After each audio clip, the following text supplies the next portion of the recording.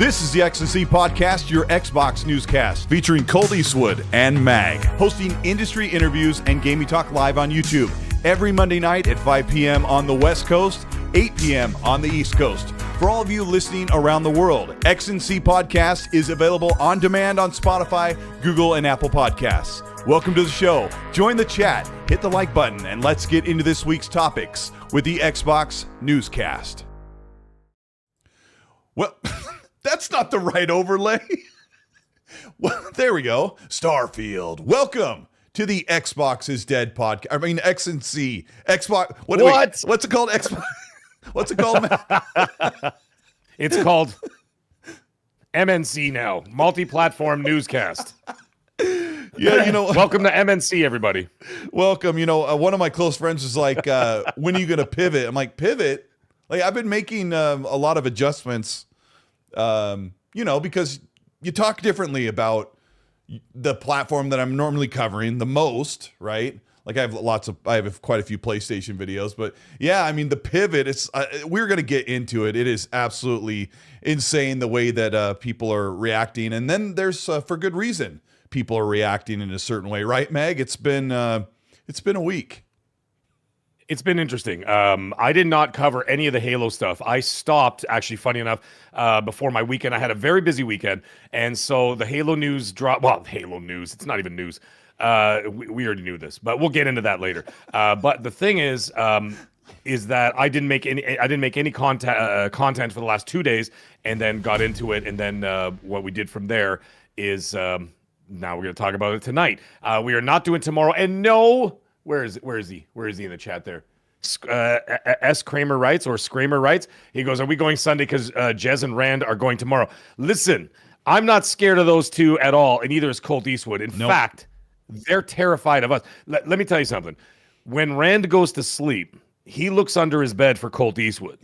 When Jez goes to sleep, he checks his closet for the mag because we're there and they're terrified of us. Meg, so, when do you, for the audience's sake, like when do you come out of the closet? Because we've been waiting a long time for this.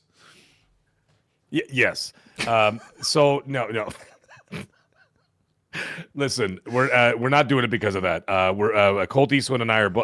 This week is going to be wild. We got the World Series going on, Halloween going on Friday. So we're doing all that stuff. So there's all kinds of nonsense going on. My streaming schedule this week has been altered because not altered like in terms of days. Like I'm doing Magcast on. I can't do Magcast Tuesday night. Excuse me, because I have guests coming over at the house. So I'm going to have to shift that off to Thursday now. So Thursday I'll be doing Magcast. And then I have no choice because normally I go 8:45 p.m. and the game starts at 8 o'clock. Oh, I know. Right? The whole baseball thing's throwing us off. Read what Darkstar X1 or Darkstar 11 wrote in the chat. He's got the number 3 crown. Read it out loud. It'll sound better in your voice. He says MNC equals Mag and Colt. It has a nice ring to it, doesn't it? Absolutely, yeah. I mean, it is essentially it's Colt's show, so he has to get top billing. So we're gonna have to call it CNM. This is CNM, the Cinnamon Podcast. The Cinnamon Podcast. That's what it sounds like. We can get James Earl Jones AI voice, and we can get him to do that. This is CNM. So we're gonna have to do that. That's right. He did the. Remember CNN that? He used to thing. Do the CNN thing. Yeah. Right. Yeah. So the point is that everything is a little thrown out of whack this week. There's like I said, there's a World Series going on all week. Magcast has moved to Thursday. Obviously, we're doing XNC tonight, and then my streaming during the week. I'm still going to do all of that for almost every single day this week. However, I'm going to be doing it earlier so that I'm finished by about 8 o'clock.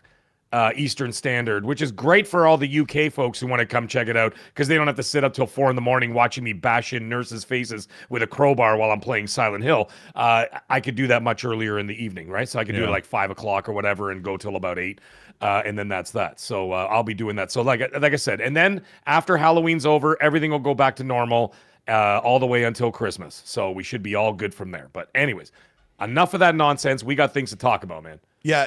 It's been weird because you and I did a show on Wednesday, and so it's like been 4 or 5 days since we last did the show. And when I was looking up topics, like a lot of big things have happened, obviously. But let's see, we did the show Wednesday because of I think because of the World Series. Yeah. And then I didn't want to step on Tuesday because because I was at the game. Yeah, that's right. I was actually at the game on the. I was at Game 7. Yeah. So I was there. So there was obviously no physical way I can actually exactly. Ion Storm, early nights for you, dude. That's what I was saying. The UK folks.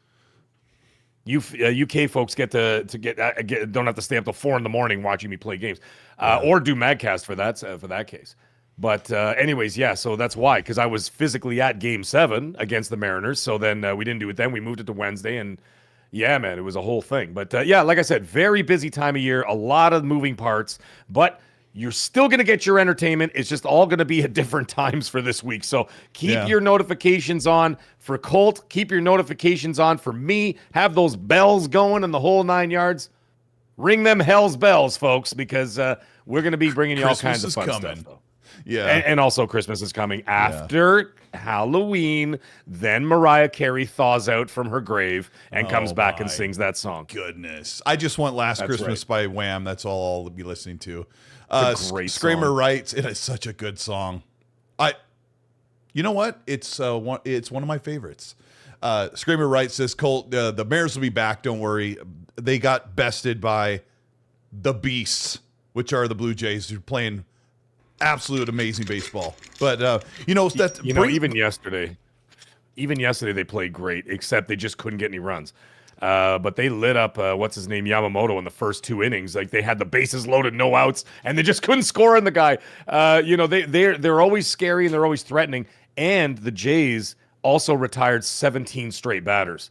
Like, they were on fire. It's just they just got bested. It was a pitcher's duel that turned into whatever, and then they just got bested by a better pitcher. But anyway, it doesn't matter. We're here to talk about video games. And, about video games. Console wars.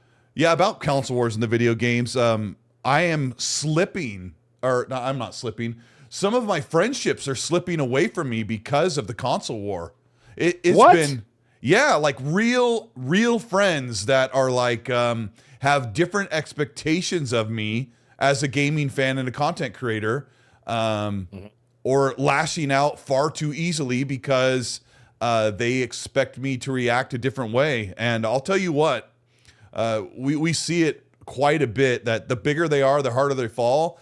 And there's a reason why you haven't seen me, red face, crying in my car, throwing a fit, or saying F Xbox in posts, because it's really boiled down to what we're going to talk about later in the show, is that they've effed up on the hardware and exclusives thing, which is so big.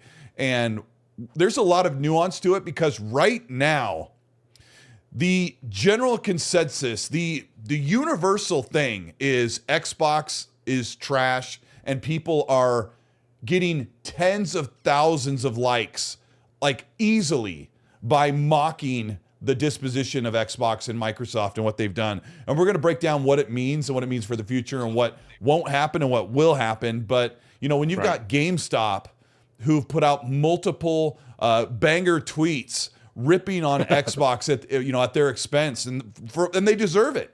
The latest one was like a memorandum or a memo on their company stationery that basically said the console wars are over. It's over, PlayStation 1, and they're getting community noted because they have 50,000 likes, and they're getting community noted because the console wars existed back in Nintendo, Sega, blah, blah, blah. These are all excuses. Like, this is the console war right now. Nintendo is on their own island. We're going to talk about it. But the point being is that there's the only thing left here is what we should be celebrating from the very beginning. And it's the games, because Xbox is absolutely peaking right now in 2025 with, we talked about it on Wednesday, 10 games. 2 of them are a little iffy. Like, are you going to love Keeper, South of Midnight? I don't know. But the rest of them have been pretty awesome. We're going to get into South that. Of Midnight. I'm playing. Hey, listen, man, as soon as Call of Duty drops, I'm playing. Well, I'm going to sub to Game Pass a few days before Call of Duty drops. And then I'm doing that for a reason, so that I could play Ninja Gaiden 4 and Keeper. Okay. So I want to get those. I want to squeeze those in there, and then I'll go into Call of Duty from there. Hey, man, I'm excited for that game. But let me tell you something. South of Midnight was a great game. I loved it. I loved it. Yeah, I was kind of harsh on it because it was so repetitive, and that's an obvious thing they should have fixed. But another thing I have to say about some of my friends, you know, not being very friend-like to me about this, but there of course are the toxic people that their life is living and breathing the console war, where they actually take it truly personally. I've made 1,000 jokes at the expense of PlayStation fans crying over losing supposed exclusivity on PC and whatever, and or not getting Starfield. I've done all that stuff. I've been guilty as guilty more than most people. But Mike Ibarra has been on a, what do the old people say? He's been on a, what's the word they say? On a tear. Well, he could say he's on a tear. Yeah. Yeah. That's like something my mom would say. Mike Ibarra's been on a tear, and he's been, I see him like making these replies on social media, replying to, I don't say this lightly, some of the most toxic, griefing, harassment, normally suspended, usually banned PlayStation fans that are just horrid, just horrible people that are just, they don't care about other people. Hey, I've made mistakes too, but like these toxic people that are completely avoided by the rest of the world. Mike Ibarra has been responding to them, and I'm like, he sees this confirmation bias, like Xbox sucks. He's like, yeah, I'm Mike Ibarra. I have some insight on that, and he does because he's worked there and he has insight. But this one guy called me out, Mag. A guy asked me the other day when the Halo review. We're going to talk about Halo in just a minute before we get all this griping out of the way. Somebody said, you know, what am I supposed to do, Colt? He said, like Halo's going to PlayStation. I'm like, well, Mag and I have been telling you Halo's going to PlayStation for over a year. I'm actually, we probably talking about it. Yeah, like maybe a year and a half. Okay, hold on. So, Destin Legary was like, why are people freaking out about this? Like, really seriously, like, think about it. What does it mean to you? And I said that people are acting like Halo Campaign Evolved got announced for just the PlayStation 5, which, you know, could have been a thing. It could have been actually a real thing. We've had Halo for 25 years. We have the remaster and then the package deal, and you know, they wouldn't do it, but they're acting like Xbox said, we're going to make this iconic 2001 game, and we're going to put it on PlayStation first because they've never had the game. Of course, that's not what they did, but some guy goes, well, what am I supposed to do, Colt? Like, you know, I'm an Xbox fan. I have an Xbox console. Like, I could have got a PS5. And I replied to him, sorry, this is where the point where I was getting at. I replied to him and I said, he's like, should I go to a PS5? And I said, well, that depends. If you own, you know, more than 50 games or a few hundred games on your Xbox, you should probably stay with your Xbox, or if you have fewer games than that, go ahead and go over to PS5. This toxic turd nugget on Twitter thought I was trying to be a fake neutral, which I think is a completely reasonable response to someone who's like, I don't like my Xbox anymore, I should leave it. And I always try to remind people, think about all the games you own and the money you've spent there. If you're okay with leaving those behind, go get a PlayStation 5. I've said that yesterday, and I've said it years ago. People have asked me, oh, Colt, the Series X looks amazing. Well, I wonder how cool it's going to be. Wonder how much it's going to be. What should I do? And I always tell people, if you own most of your games, if you'd like to play most of your multiplats on the PlayStation, to get a PS5. So the other thing was, and then we'll talk about Halo, as I said, how are we feeling about Halo? And I had a poll of 4 options, and the bottom one said, Halo Studios, WTF you doing? And what I meant was, why are you remaking Combat Evolved when we've been waiting for a follow-up to Infinite, the story, or we've been waiting for something like Halo 7 or ODST Part 2? Like, we want anything but playing an old game. Well, we'll talk about how the reception's really good on the game anyway. But I think the PlayStation fanboys, Mag, they're so biased and they're so ingrained in the console war. He probably thought I meant, why are you putting this on PlayStation? I don't give a crap. Gears is already there. Forza's already there. Phil already said just 4 games turns into as many games as we dang will feel like. I'm sorry. I got to take a break. Go, Mag, say something.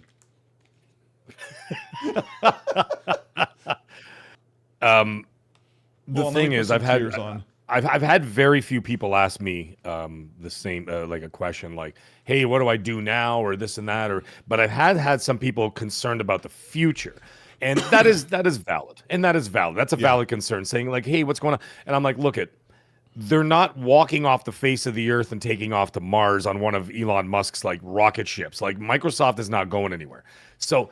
Everything that you have is still going to be there, and it's going to continue to be supported in one way or another, or they're going to face a backlash like you would never believe if they decide to just say, cut it loose and say, yep, forget it, it's all done, you lose everything, everything you ever had, whatever. Then comes the class action lawsuits, even though the small print, if you actually look at the small print, says you basically own nothing, including your digital games. So that is all there. So they can wipe that all out tomorrow. But however, the thing is they're going to want to save some face in the long run, because what's going to happen is their stocks are going to plummet. They're going to lose a ton of money, a ton of confidence. People are going to look elsewhere. Microsoft has been there before. Apple's been there before on the verge of bankruptcy.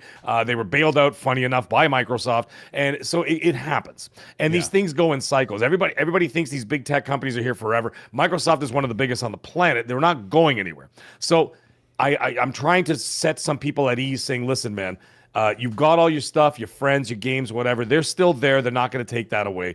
And they're going to offer some kind of a support in the future. They're not leaving the space, excuse me, they're not leaving the space entirely. And so what's going to happen is they're going to still offer some form of hardware. They're still going to offer some form of access, because regardless of what they decide to do, they have made it abundantly clear that they will still focus on those big titles or whatever else, like your Minecrafts, your Call of Duties, your World of Warcrafts. They will continue to do all of that. It's just the funding for the smaller games and some of the more obscure games. That's where the concerns come in, because, Phil had his philosophy of where he wanted to go about the freedom of being able to come up with creative new IPs and things like that. I know I'm going off on a tangent, but it's all going to come around. I already did it's it, all going to so come it's around. your turn now. But no, so what I'm trying to get at here is that they will continue to support the ecosystem. They'll still be there in some facet, one way or another. If for whatever reason they decide like 6 months from now, they're like, you know what, forget it, we're not doing hardware. They will still give you access to your series consoles, the cloud, all that other kind of stuff. I'm just saying. But either way, they will give you some form of, I know, Colt, I'm just saying. This is just worst case scenario. But as it stands, they got hardware coming if you can afford it. We will talk about that in a bit too. Something I heard from Microsoft investors. Very interesting. Yes, so very interesting little conversation I had this morning. And then, like I said, there will still be access. So I'm like, you're still gonna have access to Xbox at some form or another. But this other thing that people say was like, what do I do now? What do you mean, what do you do now? Is the Xbox tethered to your you know what's? Like, it's just a box. Box is in the name. I understand there's an identity to it and everything else, but at the end of the day, it's a product. It's not a family member. It's not the end of the world. It's just a product. And the thing is, the product will still be there. It may be different. It may be the same, but it may be different. Be prepared for both. So when I saw the meltdowns about Halo and everybody's like, what do I do? And I'm like, we've been telling you since January of 2024 that Halo is going to PlayStation. Why is this even news? Right. Why? Well, then you had the grifters jump in, because they knew just as much as we did that back in that's another reason why I didn't make a video, by the way. I didn't make a video because I'm like, that would make me a fraud, because I've been telling all of you in this chat, on my channel and everything else, that Halo is going to the PlayStation in January of 2024. Look, you're making me do Italian hands right now. Look at this. I'm doing Italian hands. Okay, this is what's happening. So why would I make a video saying, like, a shock face like this, saying, look, like Scream Guy. See, like Scream Guy, like the shock face. Yeah. It says, Halo coming to PlayStation. Some guy's gonna see that and go, this douche canoe said that like 2 years ago, and he's pretending he's like surprised by that. Everybody knew. We all knew. Everybody knew. This is no surprise, especially if you're fans of Colt and fans of mine, fans of this show, fans of my channel, his channel. We have been telling you this for damn near 2 years that it's coming to PlayStation. The development for active development, pre-development started in the fall of 2023. Active development started in Q1 of 2024. Those are facts. So Okay. that being the case, we all knew this. And that's when, Colt, I started talking to you about it in December. I'm like, dude, there's some stuff going on over at Microsoft. I'm like, just letting you know, there's some big stuff going on over there. And then, of course, we talked about it. And then, of course, we really talked about it. And then we got hung out to dry, for whatever reason. But we did. You know what? It's fair. It's valid. If people didn't believe us, that's totally fine. But the thing is, we're here now. It is. And I think that last pillar is what some very desperate people were hanging on to for I don't know what reason. You already got Forza over there. You already got Gears over there. Yep. And of course, let's also not forget that the interview that happened on Friday after they showed the Halo thing, the guy, the president there of Halo Studios was wearing a PlayStation shirt. And he said, by the way, all our projects are going day one on PlayStation. And I'm like, okay, finally someone said it. Finally someone said it, because some people are like, oh, they're going to delay it. No, they're not. Instead of waiting every single announcement. And I'm looking at the very end of May of 2024, which is about a year and a half ago. Right. The truth about Gears, Phoenix Collection, and Halo coming to PS5. The thumbnail has Marcus and Master Chief with a PlayStation 5 between them. It's a beautiful thumbnail I created. We've been talking about it forever. I could go back further and probably find another one. This has been a thing. Yeah. But at C-Bar, sorry, community manager. Yeah, you know what I'm talking about. We're gonna bounce back to Halo in just a minute, but the last thing I'm gonna say is that when you know something's coming, it's different it's different when you know that like this is gonna happen. It's different when the announcement is really there, like when it happens, especially with this multi-platform thing. I've sat through all of these announcements. I knew Grounded and Pentiment and Hi-Fi Rush, and there was one other game. There's one that I didn't know, but I knew 3 out of 4, and I was trying to guess. I guess it was Sea of Thieves. I'm pretty sure on 3 out of 4 of them, from stuff that I was hearing, that they were going to PlayStation when you and I started this discussion here on X&C Podcast. And, and there's that burn, right? That burn when you're like, what does this mean? Because it's going to change the world. It's going to change this world. And once that announcement happens, that's when it really fires off, because a rumor's a rumor. But when Microsoft or Xbox themselves say this is going to PlayStation, that's when everyone just catches on fire.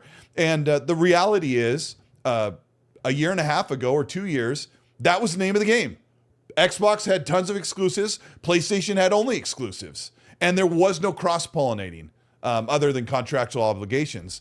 And when someone comes at me and is like, you bang the drum of exclusives for years, what do you have to say for yourself? I'm like, what do you want me to say for myself? That was the literal reality. There was no reality where Xbox is going to take their biggest franchises, put them on PlayStation. Phil, like when Phil says stuff and he goes completely back on it. Like, that's the reality.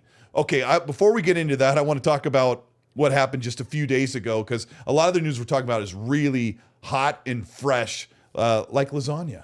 And I worked my butt off on this Outer Worlds 2 review. It's got 112 different clips.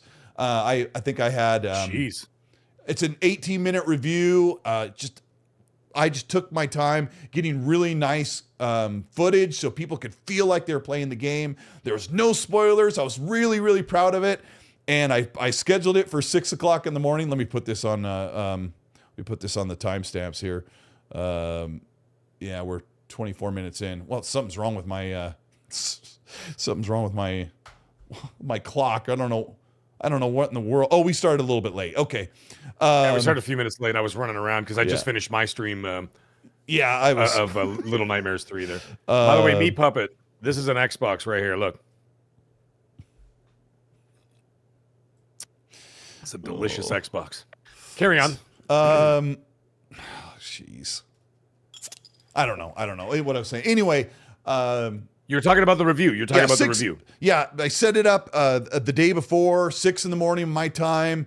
I had a tweet ready and scheduled. I had screenshots scheduled on a tweet, 4 of my favorite screenshots that I took, just ready to share everybody this moment of this game from this great game. And this time it wasn't Microsoft or Xbox, the rake, but right at 6 in the morning, Jason Schreier dropped the news that... You know what? Yeah. That Xbox and Microsoft expects Xbox. This news is about 4 days old. That Microsoft expects Xbox to operate at a 30% profit margin, which is well above the industry standard. But Nintendo hit that in their recent fiscal year. They were at 33%, but everyone knows Nintendo works super, super cheap. Like they're amazingly efficient. Unlike PlayStation and Xbox and the other studios around the world who burn money and wipe with it. So I put up the review and I got up in the morning to make sure everything was good to go. And Xbox was on fire, running around with their head caught, in flames. And Mag, I want you to kind of tell us what's going on with this profit margin, what it means. Now we've kind of been folding into that discussion as we go, but what happened? Because they killed my review video and no one cared. Yeah, I know. About you know Outer what Worlds. I felt?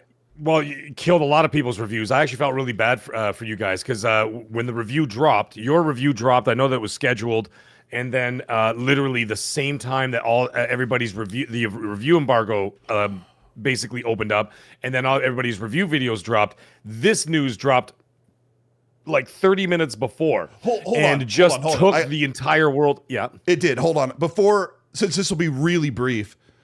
Can you talk, and I'll add a little bit to it, about the reception for Outer Worlds? It's a pretty cool, greatly reviewed game. Nobody cares. What's your take on this? I don't know if you were kind of looking at Outer Worlds 2 and... Well, it got overshadowed by the news, right? And I think that the news, regardless of the game. So the problem is now you have a game that has reviewed very well for the most part. I think it's reviewed very well. And that being the case, it's a shame because now it's gone.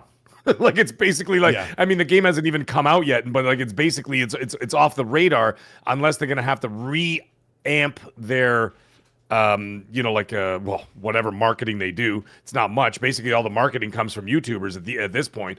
But like I said, all the reviews got buried. No one was talking about it or whatever because that news dropped at the exact same time. And so as a result of that, everybody picked up on that. And even the people who I did a video about it, just a little, 5-minute video, 8-minute video, whatever, just talking about it. And then and all of a sudden the traffic starts flowing in like crazy. Well, the big guys know that, right? And the big guys know exactly what hits and what doesn't hit. So when they see that kind of news drop in, they're like, oh, you better get in front of that mic real quick and then talk about it. Got to get it out there because it's going to drive a ton of traffic because that kind of news always does incredibly well. As a result of that, once again, everybody's hard work for the reviews of Outer Worlds 2 got completely smashed. And as a result, no one's talking about it. So no one's like, hey, man, great video. I look forward to the game. No one's talking about it. It's just that news about Microsoft just keeps dropping and dropping. It's like on a cycle. It's like every week something is coming up. And it's like, it really is. You know what I'm saying? And this is the time for them to shine. They deserve it too. They absolutely deserve all of it. So, but the problem is too. I had a question for you. Sure. Did you see some people were like, "F that game, F that company"? Oh no, I never saw that. I didn't see any of that. I saw a little bit of that. That VGC. VGC is a UK games media outlet that I really know who like. They are. And I really like Andy Robinson from there. Right. I would love to chat with him someday. But it wasn't him that wrote this review, but one of his employees said in the middle of the review, like there's the theme of Outer Worlds 2 is about a corporate overtake and trying to damn the man, right? Out in space. Yeah. And his reviewer said, I couldn't help but see how connected to the real world this was and how crummy Microsoft is and in other more professional words. And it sullied his opinion and likeness of the game, something like that.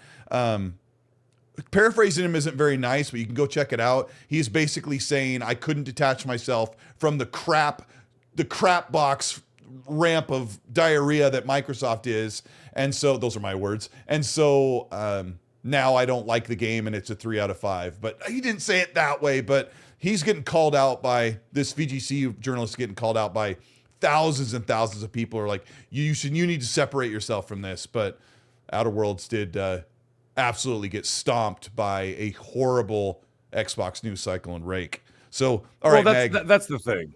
So, like, the other problem is we're going to talk about the 30% thing in just a second. I just want to bring up one thing we talked about before we went live is that I think the bigger problem here is that you've got a situation. There's two situations I want to bring up. The first one is that right now should be the pinnacle of Xbox's 2025, right? You've got this window, 6-week window of, if you want to even include Indiana Jones in there, you could throw the Indiana Jones, Land of the Jolly Green Giant there, and then you've got, Ninja Gaiden, you have Keeper, you have Outer Worlds 2, and Call of Duty. All right, 5 big ass titles, all within less than a 2-month span. And this is their absolute time to be crushing and stepping on people's necks and throats. And the only thing they're doing is tripping over their own feet because the company can't get out of the way of itself. So when you look at Microsoft, won't get it, like they keep getting in the way of the possible momentum that they could have had going into this fall, because this wasn't by accident. They set this up as to be like a bunch of haymakers coming at you, right? And that's why they put the release cadence the way they did. They're like, we're just going to hammer them from September all the way to November with hit after hit after hit after hit. Those games that they've got there on Game Pass, those 5 titles, are scoring incredibly well, and they're doing so critically. They're doing well, and like I said, the cadence within. Well, sales-wise, I don't really know, but like I'm just saying, like from that aspect, you got September to November where they're crushing it with all these great titles coming out for Game Pass. That even regardless of the fact of like they raised the price, whatever, we're gonna ignore that for now.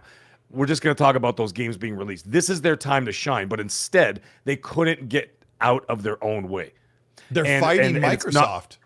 They're fighting Microsoft. And what did I tell you for 2 years, dude? What did I tell you for 2 years that's going on over there? There is a civil war going on inside of Microsoft headquarters. I have spoken to countless staff about it, saying there is a civil war out there. There's even civil wars within each other's company. Do you know that there's fighting going on at Playground Games over the use of the engine with the Fable team and the Forza team? There's drama going on. I swear to God, there's drama going on with those 2 studios now. And the people that are working on Fable are literally accusing the Forza team of delaying the game because they're not allowing the proper usage and time or whatever and resources for the engine. And so there's all kind of scrapping going on over there. Never mind Halo Studios and all the other stuff. That is a whole thing I heard about too from some people that are working on Fable. And the name calling and everything else. The point is Microsoft is getting in the way of Xbox. But what are you supposed to do? Microsoft owns you. Microsoft owns Phil. They own, Sarah Bond. They own everybody else. They have to toe the line. They're like, hi, do you want your 7-figure salary? Well, then you say what we say here. Here you go. Here's your teleprompter. Say these words on the screen. Make sure you put your hands in front of you. Exclusives are antiquated. Right. Say stupid stuff and whatever you got to say, and then get off there, and then that's all there is. Make sure you cross your legs in a very non-threatening manner. Because analytics tell us that if you cross your legs in a certain way, you come across as more welcoming and this and that, and then they send them on their way, right? So they're getting in their own way. Number 2, the problem with them is that it doesn't matter what they're doing anymore, and this is the problem that I think that's being faced. They're not going anywhere per se, but the problem is it's not what they're doing. They're releasing games. They've got the services up and running. Everything is there. The problem is now it's the PR. And the PR has gone to such a fever pitch now. And in terms of like public perception, well, let's say that as well. Public perception is so insanely bad now that people can't people can't ignore it. So we talked about this offline. You can have you talk about it. Okay, we get thousands of people watching, but there are people out there with millions and millions of subscribers. Right? Yeah. And those people are the ones who are all saying, look, dude, I could pull it up right now on my phone of all of the videos that have shown up on I watch everybody. I told you that. I watch PlayStation guys. I watch Xbox guys. I watch neutral guys. I watch people that have 5 subscribers or they have 5 million subscribers. I watch everybody. I even watched a podcast last night. I didn't watch it. I listened to it. I listened to a podcast. There were 6 people in the chat. 6 people in the chat, and I listened to the whole 2-hour show. I won't tell you who. Okay, and I listened to everything. But the big guys, when they start saying it's over. Xbox is cooked. It's dead. It's this. It's that. It's whatever. Yeah. The thing is, you're no longer just a guy with 6 people listening. You're a major influencer. So if you're a major influencer, you're getting 800,000 views, 1 million views on those videos. You are influencing the grand market now. And so now that damage, I fear, is irreversible. So that doesn't help either. You know what I'm saying? So now you're going to have that 15%, dude. That's all you're going to have left. You're going to have the 15% they're going to hang on, and that's totally fine. Yeah, that's totally fine. We talk about all the time, right? You say 15%, like the 75 or 80% of the people don't know what's going on with Xbox. So they hear it from no idea. Big content creators. And then they're like, well, I don't know much about Xbox, but I just heard they do this and this wrong. I put up this graphic, and I've got it in blending mode here, but you were talking about they put out all these great games, and they've got this great cadence of releases. Let's look at this. They do in the way. They do right now. They have the opportunity to step on necks. Real quick, I want to explain. I put this in my video the other day. The next day after this 30% thing and Xbox is in turmoil, I did a whole video, and I talked about the studios and the projects, and it got too long-winded, but I'm going to do this really quickly. If I look around this thing here, Arcane Leon is going to put out Marvel Blade, and it'll probably be really awesome, but it'll probably only sell like 25% of what Marvel Spider-Man does. I hope they make their money back. If I go look at Obsidian put out Avowed, which is an awesome game, 80 to 83 Metacritic, Open Critic, but hardly anybody played it. Well. Outer Worlds 2 is a really, really great game, highly rated, because now fanboys think if it's not over an 85, it's absolute mid trash, and I'm getting tired of them saying that. If you don't like a game, go tell. I don't know why you need to tell everybody else. So Obsidian is, I'm sure Obsidian's okay, but their games aren't selling a lot. And Exile is going to put out Clockwork Revolution, and their games do really, really well. And I think Wasteland 3 sold pretty good, but if Clockwork Revolution doesn't make its money back very quickly, they're in big trouble. They're a studio. I don't know if Arcane Leon in France, I don't know if they would shut them down like they did Arcane Austin, but Arcane Austin was much bigger. But I think any Exiles has trouble. Ninja Theory is another one. They turned a profit, but nobody bought Hellblade 2. A great game. It's really good. No one bought it. And if you're not making money, they're going to shut you down. This is what Microsoft is doing.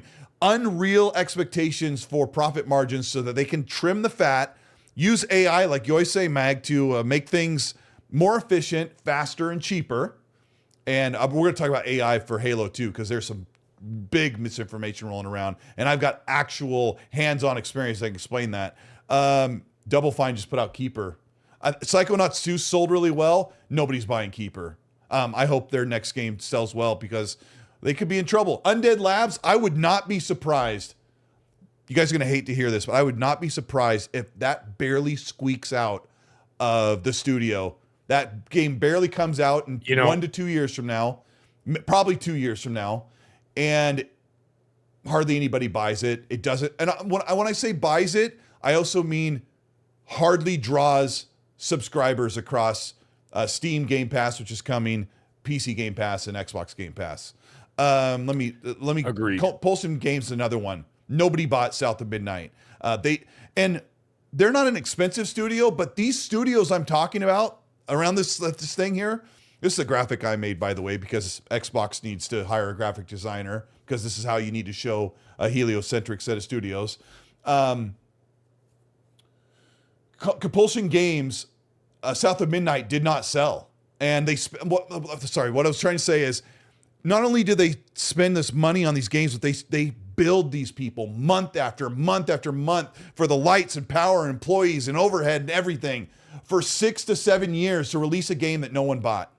And I'm being harsh because this is the reality that if you're a diehard, true Xbox fan who doesn't think that much is going to change, what's probably going to happen is these 35 or 38 studios here is going to be trimmed down to maybe 28 over the next couple of years because Microsoft, Amy Hood, is going to be slapping rear ends nonstop. Anything else on here? No, everything else is pretty good. I'm going to shut this thing off. That's what really worries me when it comes to The 30% cut. In regards to Undead Labs, if so I know some people were asking me earlier in the show in the chat saying, Mag, have you heard anything from Undead Labs? I'm like, honestly, they've gone completely quiet for months. I haven't heard a damn thing about anything that's going on over there. Now, the thing is, I can tell you this: if it's going to be another 2 years, it's not coming out. I can tell you that right now. If it's going to take another 2 years of development, they're not going to pay for another 2 years of having having to pay that staff a total of almost 7 years to make that game. It's not going to happen. They will cut that one quick. Now, they're going to also have to look at the analytics of what's going on with the last game, how it did, how the sales of that game, and then, of course, the engagement. Are people still playing it now? Whatever. Then they'll put some of those things into consideration. However, I don't even think Clockwork Revolution is a guarantee at this point either. But we'll find out. We're gonna find out. I don't want to doom and gloom that at all. I'm just saying the realities are a little bit different now. And I want to read something. I want to read something that someone had posted. I'm not gonna say who it is, but it's actually the smartest thing I've ever about this entire situation. It's actually the smartest thing. Okay. And when I read it, I was just like, oh, this guy knows exactly what's going on. So this is very good. Listen to this, and I quote, a lot of people are saying Xbox is out to lunch asking for 30% margins. It actually does make sense if you view it through the lens of opportunity cost and portfolio realignment, not long-term gaming commitment. So they're not looking, what they're trying to say is that they're not, here, listen up. Yeah. It actually does make sense if you view it through the lens of opportunity cost and portfolio realignment, not long-term gaming commitment. So what he's trying to say is that Amy is trying to boost investor interest, and of course their profit margin at that point that would of course interest investors, right? Because they'd be like, hey, you know what, this is doing incredibly well, let's put some more money into the company, whatever else. And then they're looking at it in that respect. So by doing so, you're building up and you're putting up more money into their capital, as opposed to people being skittish because they're like, I don't know, man, this division seems to be constantly bleeding over here. I don't want to be involved. I don't want to get any on my nice suit. This man goes on. He says, if Microsoft's internal ROI, which is return of investment models, show that gaming's profit margins between 12 and 22% don't justify the capital, they'll push for 30 plus to prove sustainability before deciding to scale back or divest. That is very, very important. So essentially what he's trying to say is that this is a corporate stress test. No, it is not... You see what I'm saying? Yeah. This is not just an incident of, well, we're just going to raise it to 30 and see what happens. No, this is a stress test. Now, the thing is, it's not just happening in the Xbox division. For anybody who actually has followed this situation, they're actually doing it across the board for the corporation. All the divisions of Microsoft are being pushed into this direction in order to stress test every division to see who can stand on their own two legs. Yes. Right? So that's what this guy's getting at. He says it's classic corporate behavior before an exit or restructuring. Squeeze the division to show whether it can stand on its own, which is what I just said. They're not trying to grow Xbox. They're stress testing whether it deserves to exist at the same scale, end quote. That, ladies and gentlemen, is 100% the truth. That is what's happening. That's what Amy is doing. And like I said, it's not just Xbox being singled out. It's happening across the entire corporation in all divisions. However, I think it's pretty safe to say that Copilot, 365, Office, and the rest of them will be just fine. And Windows, they'll be just fine. The only one with shaky legs, this is also another reason why it comes across in a way that doesn't seem to be as damning, is that if you specifically single out the Xbox division, say, by the way, everybody else, you work on the profit margins that pre-exist. By the way, Xbox, you're doing 30. Then you could turn around and say, well, we're being targeted at this point.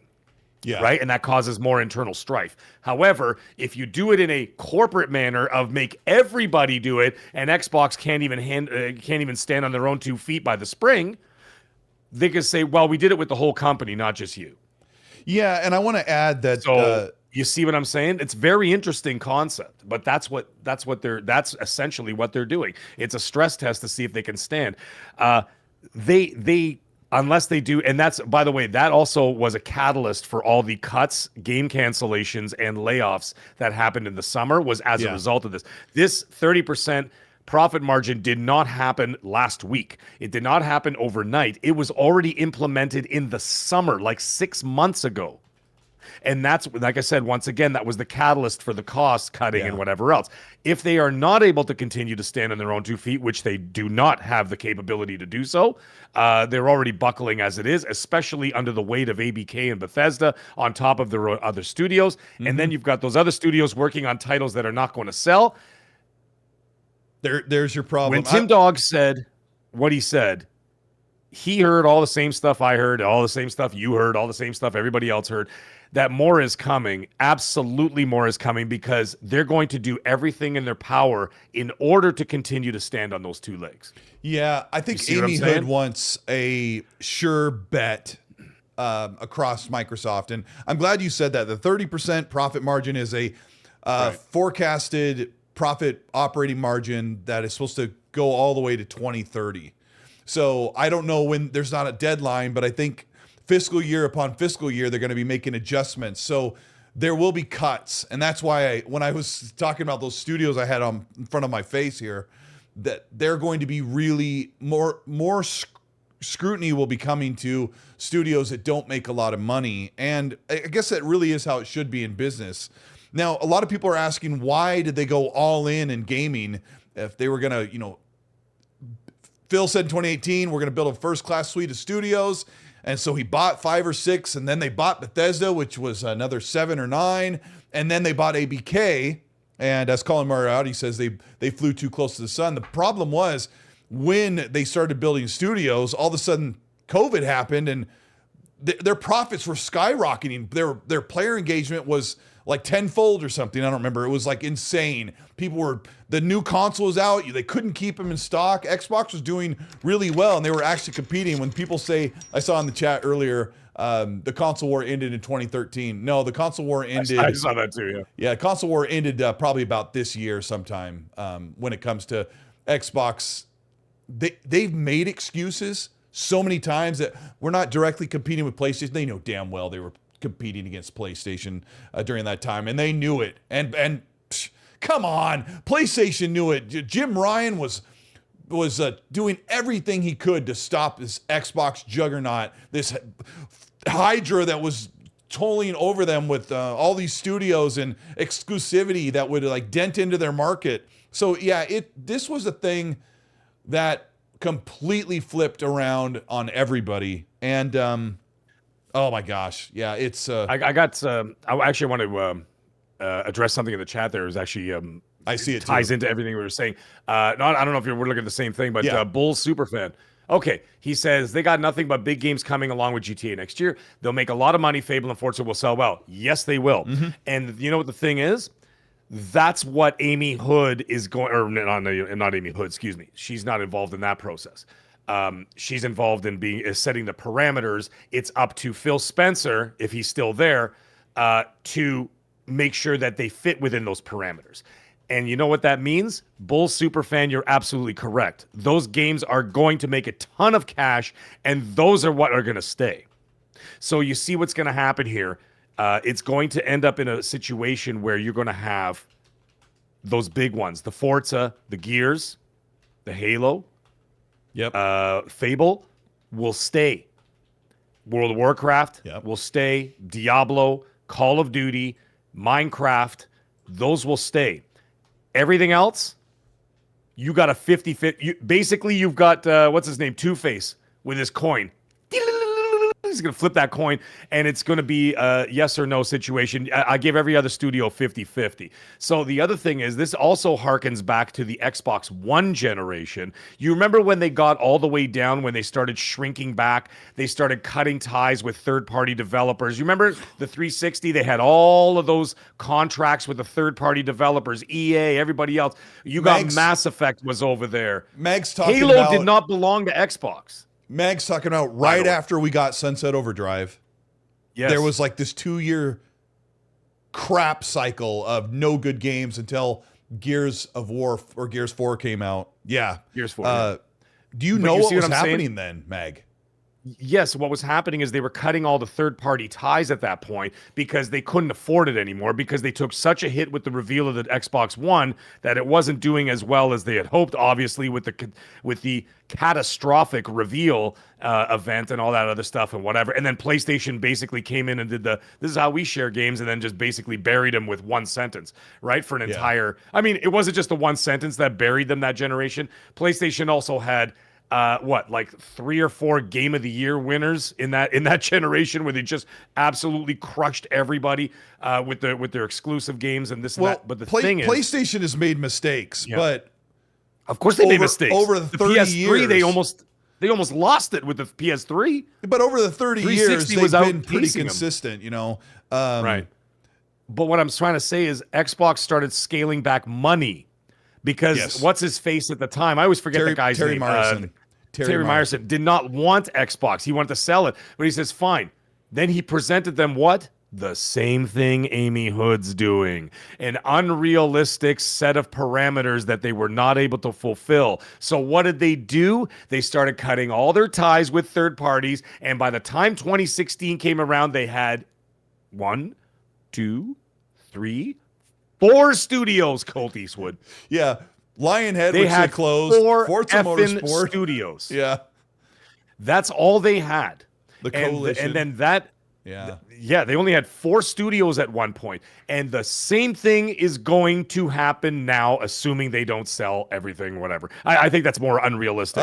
But I'm just saying that's what's going to happen. History repeats itself as long as you remember the history that already happened.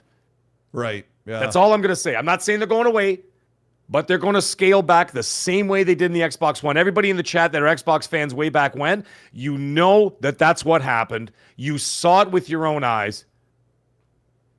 Yeah. And then everything started to change. And now they're going to go right back to that in order to meet those I think the truth is in the middle of everything I said when I had the heliocentric list of studios. Paris is in the chat and has a question because if I say there's 6, 7 studios that are in danger of being closed, Amy Hood will probably close maybe 2 or 3 of those over the next couple of years.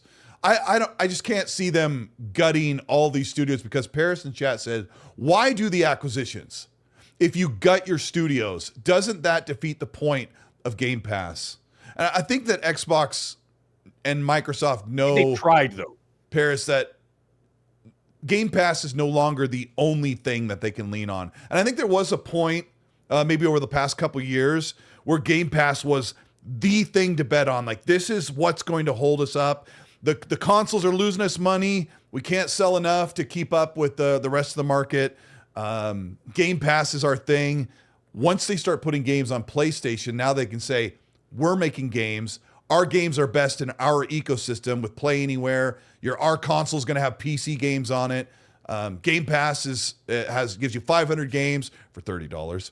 And so, Paris, my personal opinion is that they have to make sacrifices for Game Pass.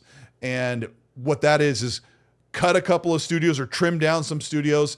And one of my friends who's keyed into the industry really well said, the actual reality is you don't close compulsion. You put compulsion on babysitting duty. You put, like, you now work for, like, compulsion's in the UK, if I remember correctly. I think so. You tell compulsion, you're now a support studio for Rare and Cambridge Studios for Ninja Theory, if they're still around, or for Fable. And you guys are all awesome at doing what you do, and you make great games, or you know how to make games really well. So yeah, go do that. And I think they have to figure out how they're going to. That's the way Sony does it. 17 studios helped make Last of Us, right? They did. Yeah, so Last of Us Part I'm not 2. saying that it's not like 17 studios were there at the same time, but they do say, hey, listen, you're helping with this, you're helping with this, we're going to make the best product we could possibly make. I'm not talking about if you don't like the story or not. I'm just talking about everything else. If you look at the game, like, you know what I mean? We're talking about like magnificence. And you're like, wow. And you could tell multiple hands of multiple different walks of life and multiple studios looked at that and said, okay, this is how we do this. Compulsion's in Canada. I'm sorry. Yeah. Doesn't matter. Yeah, I remember doesn't matter where they people are. going out there, but yeah, I don't know who they'd work with in Canada because I think they're the only Canadian developer in Xbox Game Studios library or family. I mean, but it doesn't matter where they are. I mean, it's not like we don't have the technology for them to be able to work. I mean, they were working remotely for almost 2 years during during COVID. Well, like, you know what I mean? It could still be done, whatever. But the point is, I think that what we're going to see here is the classic scale back that happened in the Xbox One generation with under Meyerson. And it's going to be the exact same thing. They're going to scale back, scale back, scale back. They tried. It didn't work.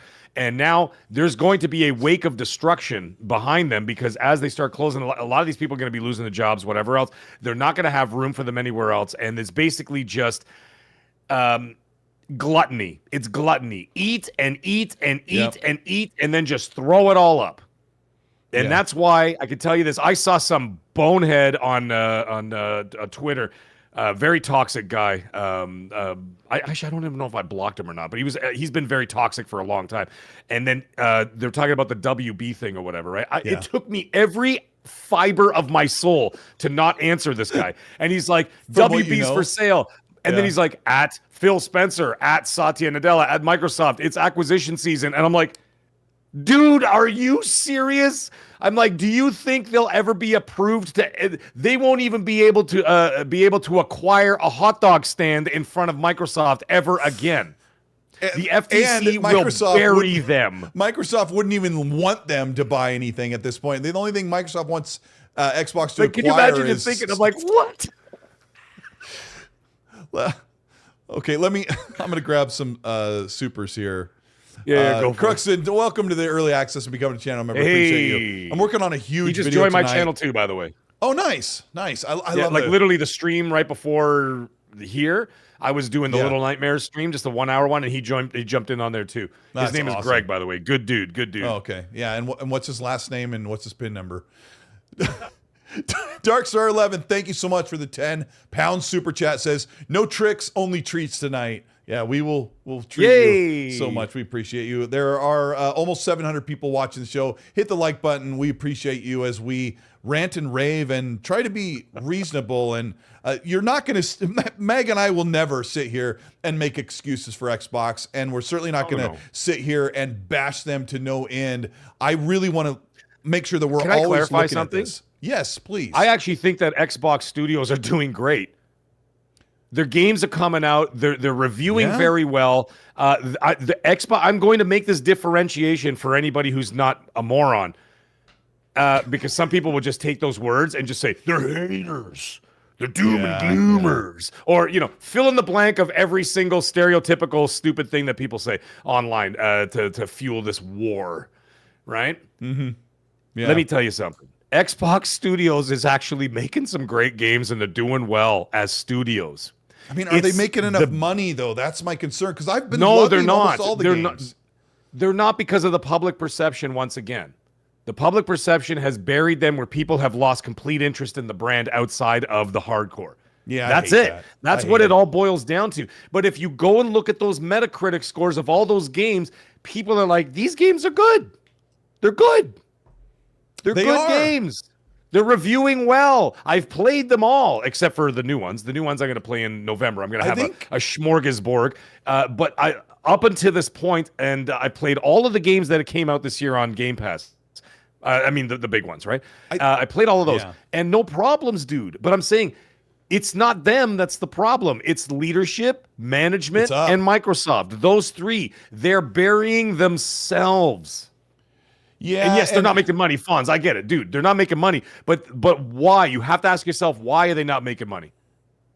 Well, Fonz would say a million times over that these games are great. They really are. They've got as many games as PlayStation this gen, if not more. I think they might have just one more game than PlayStation's first parties put out, and they're like 0.5% or a whole percent higher rated than PlayStation as a whole. The difference is if I took the 35 games Xbox has made this gen and the 35 games PlayStation has made this gen, the sales, I'm sure, would be well over double, maybe even triple of what Xbox games has sold. Like, I could tell you till I'm blue in the face, that Avowed is such an awesome, great, fun game. It's not dark and moody and broody, but gosh dang it, is it such a cool game. I love it. I go back and I'm like, yeah, it's still great. But did anybody buy it? Not compared to most other games. See, I started at South of Midnight. I want to clarify that because Maverick brought it up chat. He goes, Mag, did you play Avowed? I'm like, you know what? I forgot Avowed came out this year. It's a long one. Because the first one I played this year was because I actually got a review code for South of Midnight. So I started with South of Midnight, not Avowed. And they came out like, what, 3 weeks apart or something like really that? Close. So so I completely forgot all about it. So no, I did not play Avowed. I totally forgot about that. But everything post Avowed, yes, I play. I played from South of Midnight and on. And like I said, I have no issues with the games. Are they setting the world on fire? No. Yeah. But I'm just saying, I think that has more to do with public perception and the fact that people are just not interested in the ecosystem outside of the community itself. And so as a result of that, people go over there. Look at Forza, for crying out loud. I mean, Forza does very well on Xbox. You send it over to PlayStation, and it sells like gangbusters, a 3-year-old game or whatever. There's interest, but there's interest in very specific IPs, I think, right? And that's why they're going to continue to focus on those bigger titles like that. You're not going to, I don't think, I'm not even 100% sure if they're going to send games like Clockwork Revolution over to PlayStation. Why? Why would they waste the R&D? I think they would on that one. I think that one has a lot of potential. On that one, you think so? Yeah. But okay, are they going to port Avowed at this point? Like Outer Worlds 2 came straight to PlayStation day and date, and PlayStation and Steam will be the only ones who'll be able to tell us if that game did very well. Outer Worlds 2 is, I could actually check, because if you go off of some fan's screenshot, you don't get a Outer Worlds 2 Steam charts. I could tell you what it's topped out at. It's coming up. Let's see. That only tells me how many. 9,000 people are playing it right now, and it's still in early access. It doesn't launch to the world without paying extra. And when you look at a game like Outer Worlds, a lot of people aren't looking at Outer Worlds and going, "Oh, a colorful, kitschy, space sci-fi game RPG. I can wait until Tuesday." But I don't know what the number of peak. Let's see if I get this real quick. 20,000. Yeah. Just on Steam, but it's on. Okay. But it's early that's access, not an excuse, because there's games that are on Steam, like Expedition 33 was on Game Pass and Steam, and it was like 300,000 peak players, because I have, it's obvious. Some of these games that Xbox puts out don't set the world on fire, where everyone is like, and you and I've been saying this for years. Xbox has to put out games where everyone's like. And Starfield should have been one of those, where everyone's like, you have to play Outer Worlds 2. Like, everyone's like, oh my gosh, I'm sharing clips. Here's the memes. It's ubiquitous. It's everywhere. And Xbox doesn't have those games. They make fantastic games, and they score just the same as PlayStation. But PlayStation puts out Ghost of Yote, and everybody's playing it who can get a hold of it. So, well, it's funny because I've seen you post some of those graphs before where you're showing like the Metacritic scores of like the Xbox games, and they're all incredibly good. And you're like, look at this, mid 90s, high 90s, mid 80s, high 80s, low 80s, whatever. And you're like, these are all they're all rated very good. But I think the problem is the interest is not there from the general public. And when you've lost those people, that's when it doesn't matter what you do at this point. It's over in that respect. Outside of the absolute biggest games and that they've got, like they're juggernauts. When you're talking about Forza, you're talking about your Gears, and even in Halo. Like I would say Halo more than Gears at this point. But certainly, like your Forza and Halo would be the bigger ones. Gears, I would put that down maybe third on the list. But they're all there. And, the people are like, oh, Fable. And I'm like, but is it really? Like, I know it's going to be a monster game, and we're going to love it. And it's going to be a huge RPG and this and that. Gorgeous game. Can't wait to play it. But does the general public even know what Fable is? The last Fable that came out, everybody was like, my son was barely even born yet. Yeah, and he's a teenager. 2010. Yeah, it came out next to Fallout he wasn't New even Vegas, born yet. And it was the lowest and now rated Fable game. My son's a teenager. He doesn't know what the hell Fable is, and his generation's the one you're marketing to. So they're going to have to put on the marketing campaign of a lifetime, which they can't afford anymore because they got to make those margins. They're not going to. You want to market Fable? This is gonna offend people so bad they're gonna go change their diapers. You want to market Fable? Show some gameplay of the game as the male protagonist. That's all I'll say. That's it. That's it. You can make fun of everything else you're going to make fun of offline. I don't want to do it here, but is there a male protagonist? I thought it was just a female protagonist. I think there is. I think that Jez said he saw that you could, but he only saw the gameplay of the female. But if they're not making that happen, if they just decided, let's make a strong female representation so you can only play as this female, you can make her hair blonde, brown, black, or whatever, then you got to do it, because Xbox has put themselves in positions where people don't want to play their game for these reasons that seem to be small or they can be petty, but it ruins absolutely fantastic games. And we've covered it here on the channel, and it gets really nasty. Grumpy Old Fart, thank you so much for 2 super chats. Canadian $2, 2 apiece, says, hey, everyone, I just realized it's Hot Fudge Sunday. It is Hot Fudge Sundays. I don't know if you can hit the button, but I can't get to it in time. But anyway, he's going to look for it. He also says Forza Motorsports shelved indefinitely. What the F?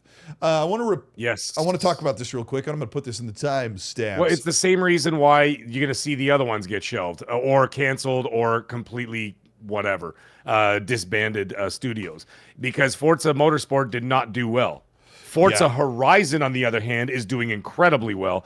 And as you can see, what just happened, never mind on the Xbox with all the engagement and sales on Xbox, even when Forza Horizon 5 came out, you remember all the people who already had Game Pass were already buying the $30 expansion so they could play it like a week early or whatever it was, 4 days early. Yeah. And they sold in the millions then. And the people were already subscribed to Game Pass. That's how huge that game is. Then it sells another 3 million in the first 3 weeks on PlayStation. You know that's staying. Forza Motorsport, you know what? Microsoft is playing a new game of baseball. It's called One Strike, You're Out. I'm telling you right now, that is the new game going forward. In this case, it was a couple strikes, because Forza Motorsport 7 did okay. But Phil Spencer said recently, he was asked about Forza Motorsport. I'm saying from here and on. Yeah. Yeah, I'm saying from here on out. Yeah, one strike. You're just gonna go like this, and the first pitch from the Forza Motorsport team, and it's a strike. You're out. That's it. No second strike. No third strike. That's it. It's going to be just like that. He was asked about the Forza Motorsport franchise, and 2023 at the end of the year is when we got the last one. It didn't do well. It wasn't a very good product. I'm a big Forza Motorsport fan, and I didn't like it very much at all because they just really messed up a lot of stuff. They took half of the Turn 10 team, which is in Seattle area, and they put them on the Forza Horizon support because they're all on Forza Tech Engine. And they haven't closed the studio, though. But the problem is, unless all of those people are working on something, so my only guess is that half of the team is helping for support of Forza Horizon, and some people are working remote all the way for UK for the Fable game, because that game definitely needs help if they're going to make it by the end of 2026. But if you're wondering why, like he says, what the F, where's Forza Motorsport? You have one right now that's supposed to have a 10-year plan. They've done some updates to it, but were you really expecting to get Forza Motorsport 9? Like in the near future? I wouldn't even expect to see another Forza Motorsport game for maybe 6 or 8 years. But then why? I think the idea is put all your money into Forza Horizon because that's the one everyone loves. Our sim racer is not what it used to be, is probably what they think. For the entirety of Forza Motorsport's career, it had scored better than Gran Turismo all the way up until this 2 years ago. So Mag's right. If you're not getting a base hit or extra bases, you're doing you're done. Else. I don't think you're going to see another Forza Motorsport ever again. That's my guess. I think it's done. Yeah, I'm kind of feeling It's that done. way too. They're going to continue to funnel. They're going to basically going to be a bunch. They're basically going to be a bunch of pimps at this point, and they're going to whore out the best of their. Hey, Yep. Juan Diaz from the Philippines. Listen, dude, I work with a lot of Filipinos in Canada. We have a ton of them. I thought you were being the pimp yelling out to Juan Diaz to go get to work. Oh, no. I was just saying Juan Diaz in the chat. He says greetings from the Philippines, and I'm like, dude, Awesome. I work with all Filipinos here, man. That's awesome. In Canada. There's a huge Filipino community over here, and they're awesome. Anyways, back to the story. Sorry, no, they're basically the pimp, and at this point, they're only going to pimp out their best products. Yeah, And that's all there is to it. And I'm telling you right now, when people say that the soul of Xbox is dead, it's dead. The soul of it is gone. It is now going to be the corporate sausage factory. It's going to be the best, the biggest titles and whatever going forward, and that's it. They're going to be so generic, so risk averse. It sucks. Okay, but it's 100% going to happen. Okay, I'm going to slice that in half and take some All right, a little bit of reason with that, because I don't think they're going to be completely risk averse. You're mostly right, because you can't. We're just going to be armchairs for a minute, right? Indulge us for a moment, but you can't put out something like Keeper and South of Midnight and these other like Everwild. These like, oh, I wonder if these things are, that is something Microsoft definitely is not going to sit there and watch them do, especially after they waited like 10 years for them to start delivering games. But there are some studios that will create some truly unique things, but Mag's very right that they're going to have to put that in front of the board at Microsoft. I wouldn't be surprised if Phil has to report to Amy Hood, like, Phil, I want you to go over and look at that game where you're a little clay pot and you run around, and I want you to find out, is that a moneymaker? And if it isn't, I want you to go knock everything off their desk and then, and leave. If it's not going to be, listen, and the funny thing is, people are going to come after me or you for saying that. Don't come after us. We're just telling you what they're going to do. Excuse me. They're already doing it now. Don't look at me. I didn't do it. I didn't do this to you. I'm assuming so don't get some pissed of that's off happening. with me. Yeah. It's happening, dude. And they're going to be like, we're not going to pay your staff for 7 years to make a game that no one's going to play. I'm telling you, if you think about everything that's happened, you see what's happening right now. You see what Amy Hood has implemented. Dude, I'm telling you, they're not going to support that. You want to know how we're not crazy? And I saw Keith Garlington like this emoji, and I understand he's probably thinking, you guys are being crazy. I want to reiterate, I think some of that, or a good chunk of that's happening. The truth's always somewhere in the middle. Like Mag and I are being a little overzealous, right? So of course we are. We're just having some fun. We're kind of having fun. 6 of those studios, 3 of those may have some of that, oh yikes stuff, but the other ones will be okay because they are really super talented, or sometimes the magic spark is there. But we're not crazy. I'll tell you this right now. You know damn well that PlayStation has been doing the same thing the past couple of years. They've been looking at these live service games. They've been canceling projects. They just, there was another update about the canceled multiplayer God of War game. Like, that sounds like a sure thing. Obviously, PlayStation, just as much as Xbox and Microsoft, are looking at all their projects like, wait a minute, we can't just like crank out these games and everyone's going to love them, because we got bit hard on some of these projects. And PlayStation has canceled more games than Xbox has this generation. So you think that Xbox and Microsoft are in a unique situation that's not happening across the board? The difference is PlayStation has really great profit values and their revenue is really high.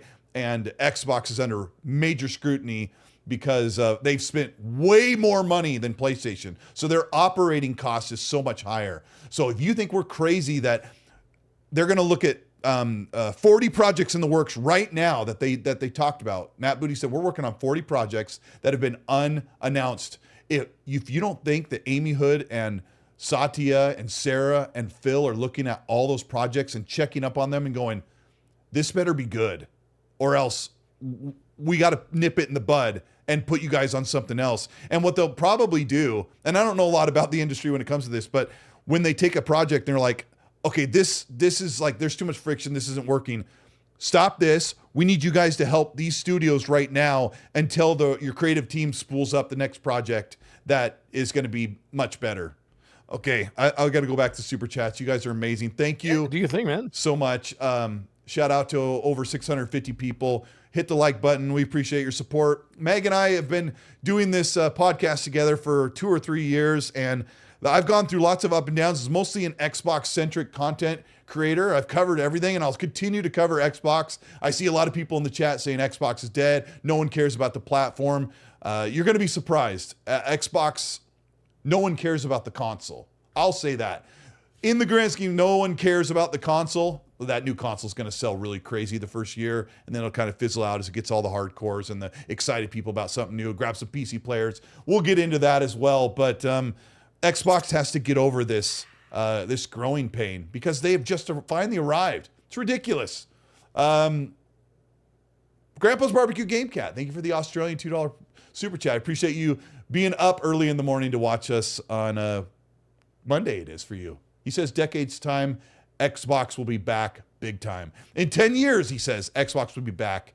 I think if they trim the fat, like Meg and I were talking about, half of that fat that we were joking about, they should be back pretty soon. But they have to, a lot of goodwill they have to make up for. Meat Puppet, thank you so much for the $2 super. Says, thanks, Meg, for sharing your delicious Xbox and Colt.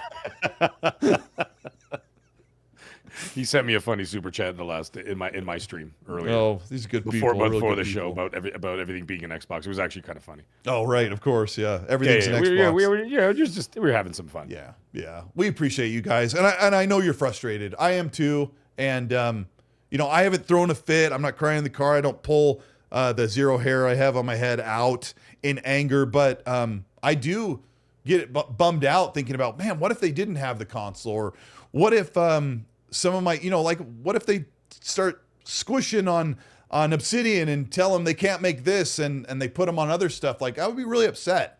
I built my library here and it's not going anywhere. I just want the best for them. Boner Jams, good friend of the show, Under the Bus podcast. They'll be live this Wednesday to talk about everything and anything. He says, saw Mag purchasing male performance enhancement pills from Sonoco yesterday while wearing his PlayStation 5 owns Xbox t-shirt. I hope you have a great time. I buy all my performance enhancement pills from the gas station. That is a fact. Thank you, Boner Jams. Appreciate that. Boner Jams is awesome. What an appropriate name. Yeah, check out their podcast. And if you want to see my brother, my younger brother, who's close to my age, talk nonsense too. He's there, and they have a great time. And we need to get on there. That's so crazy. We were set to be on that show, you and me doing our thing with those guys. And then your wife, oh man, she got really sick. And she's doing great, right? Yeah. She almost died. So that was a bit of a complication. Yeah. It's kind of a downer for the yeah, it's kind of a thing. Yeah. Yeah. I mean, no one can stop. We're laughing about it now. Yeah, no one can. We were laughing about it now, but we weren't laughing then. I'll tell you that much. No, man. But, I mean, your face.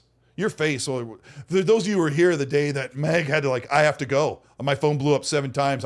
It's an emergency. I had to go. Your face. I was like, I never wanted. That happened live on XNC, folks. Yeah. That was the craziest. That was the craziest thing. Because I remember, I don't want to get into it, but I was just like, I was talking to you and you're talking, and I kept looking to the side, and then I'm like, I turned the camera off, and then I came back on, and then my face was completely different when I came back on. I'm like, Colt, I need to leave right now. And that was it. I just left. And I was like, but we're in the middle. No. Yeah. You leave when I say you leave. Can't you do the show in the ambulance? I mean, Jimmy Mac, 88.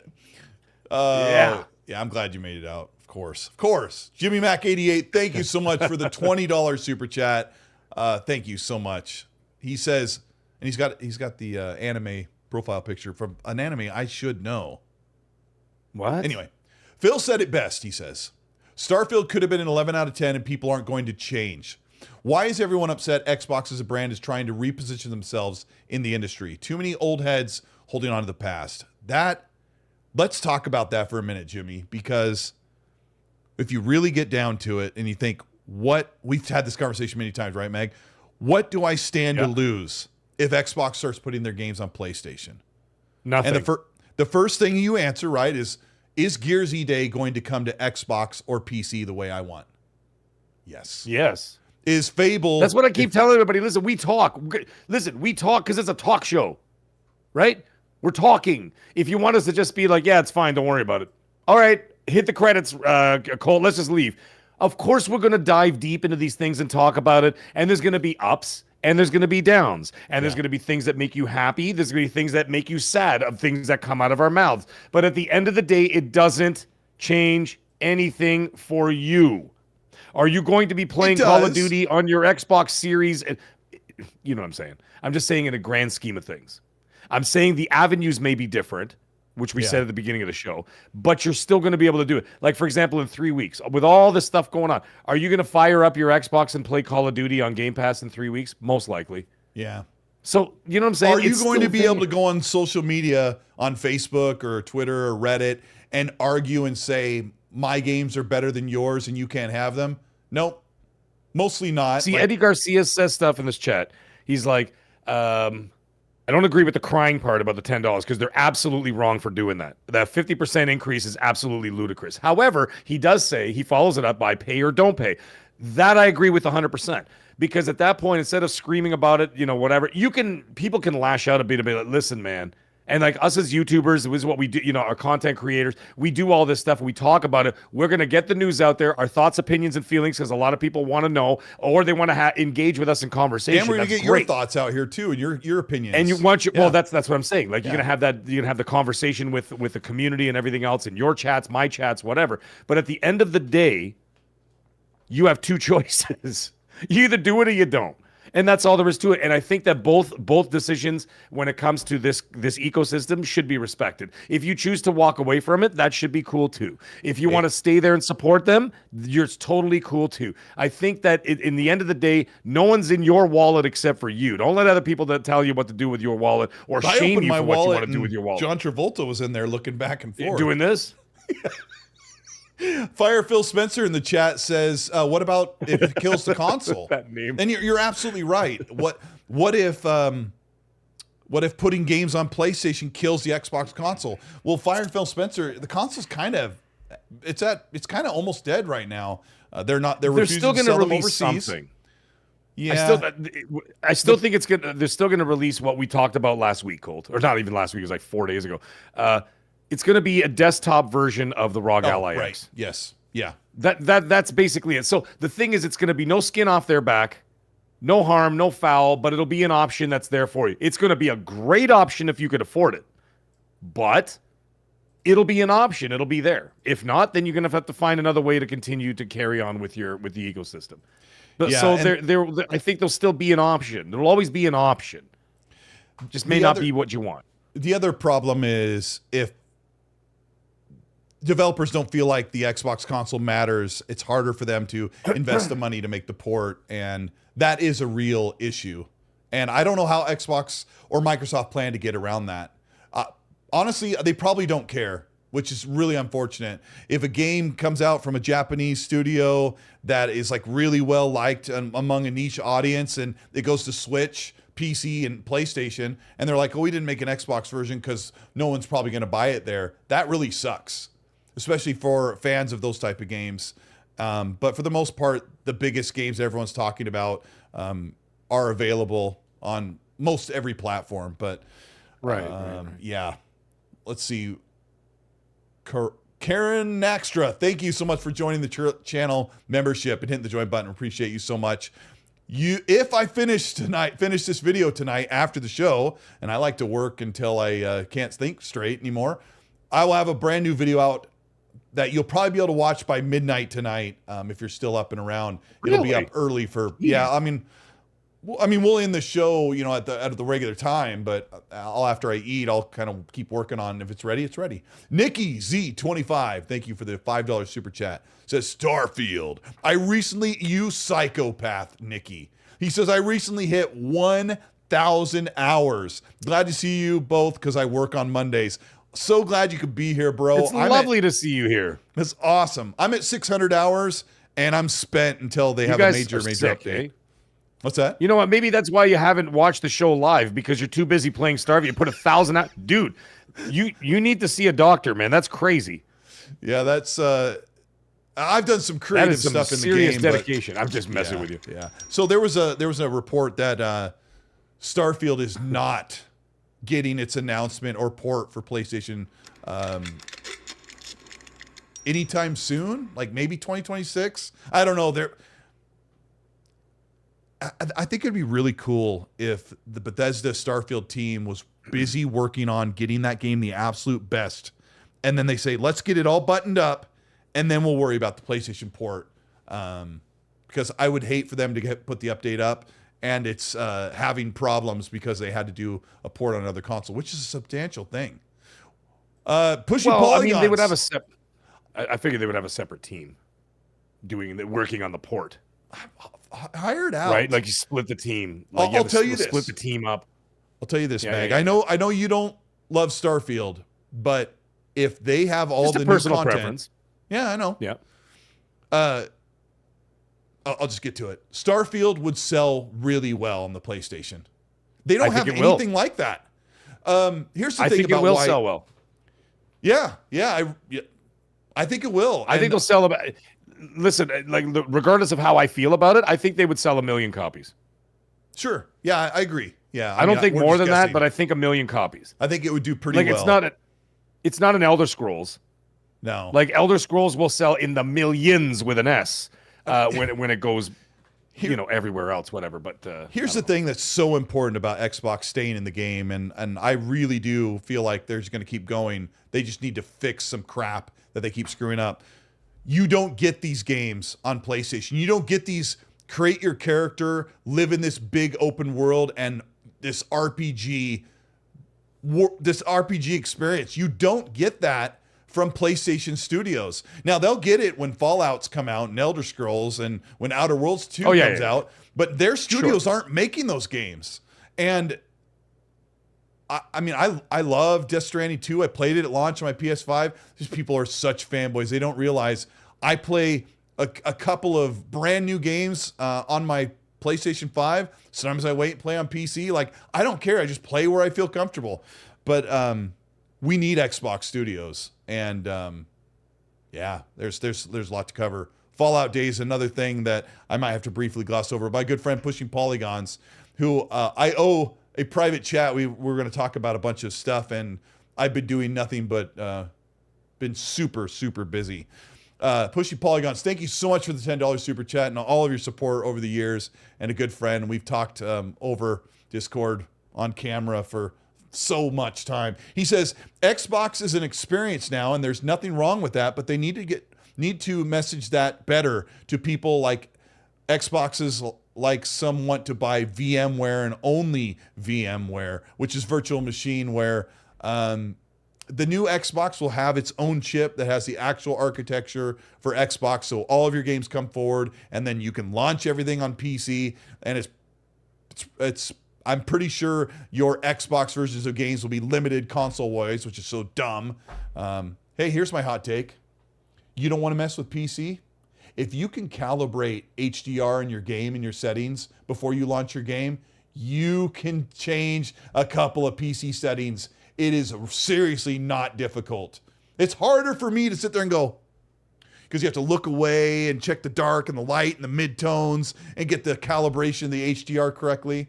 Come on. You guys are amazing. Thank you, Pushing Polygons. I agree. The VMware, it's going to be an adjustment for people. Let's talk about Halo Combat Evolved. And before we say anything, I took a step back. Regardless of what our lowered excitement, I think Halo Campaign Evolved has been received really, really well. And I think the general public is excited about it. They just kind of hate Xbox right now. What are you seeing, Mag? and what is this game that we've been talking about for 2 years? We knew it was, we've known about that this was going to come out, number one. We also knew that it was going to be multi-platform. That's number two. So again, for anybody who joined this show later, I did not make a video about the reveal of Halo because I'm like, well, that would come across a little fraudulent for me because I've been specifically talking about it. So I didn't want to have like the shocked face going, Halo going to PS5? Because then you know I'm grifting. So I want to make sure, absolutely sure that I'm 100% authentic and I'm not grifting because I'm like, I knew this was happening. However, that doesn't mean everybody who did those video about Halo is doing that, because some people just want their opinions out there about how they feel and thought about it. But I'm like, yeah, I'm just going to talk about it on the shows, on your show and my show. The general consensus overall is that it looks good. Before your consensus, people are excited. Before your consensus, what do you think of the game? I think I'm excited for it. I'm ready to go. Okay. I mean, a little part of me would kind of like Halo 2 remake instead, but because I've played the first one so many times. Like, don't forget, we played it when it came out. We played it for years after that. We played the remaster 10 years ago. I know, but there's a lot to unpack, though, Mag. Like, I know the whole game like the back of my hand. I was not excited whatsoever, and then when I saw it, I was like, it looks really good. And I'm like, I said on the show last week, I always like, oh, another Halo. I like Halo. And then once I grabbed the controller, I'm like, oh, yeah, I really like Halo. Every time. Yeah. So, give me your Halo's impressions. Great game. I love the series. I love the series. The only thing I do not like is that, like, not from the remake, from the old ones, if you go back and plays the original, especially the first two, is the antiquated controls. I know that's going to be blasphemy for, like, Halo purists, like the no sprinting, the no aiming down sights and all that kind of stuff. And I'm like, listen, man, it's fine. It's fine if you're into that. But either way, the fact that they modernized the controls, thank the Lord, and it looks fantastic. Graphics were great. It moved well. Again, they've added those quality of life things for like 2025 sprint, aim down sights, all that kind of stuff. Dude, I'm so in. I want to hear your opinion on this. Absolutely buying it. Yes, oh yeah, me too. No, this is not a Game Pass for me. I'm buying that. It won me over. Like, you guys kind of heard me say, oh, I don't know, like, why are they doing this? And I still feel like that. Like, where's the follow-up to Infinite? Or why aren't they...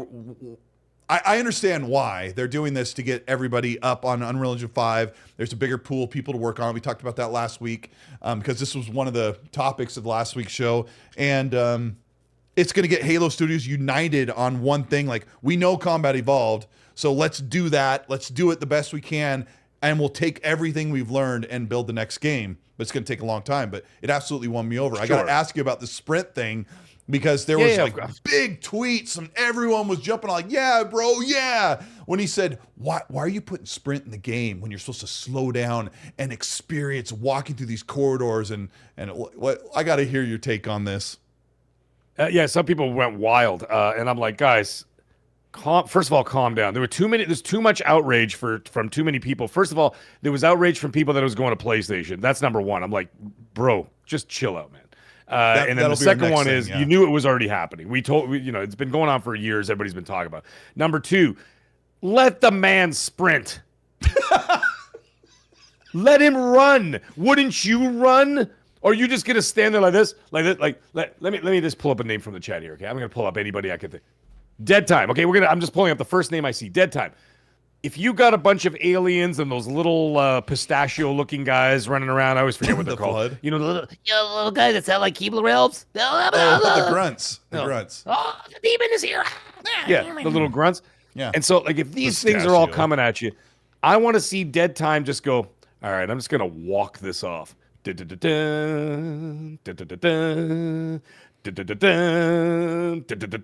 just going to casually walk. Come on, you got to let the chief run. He needs to run. Let him run. I have no problem with it. Listen, people are playing Call of Duty, Battlefield, Fortnite, Apex Legends, all these other games.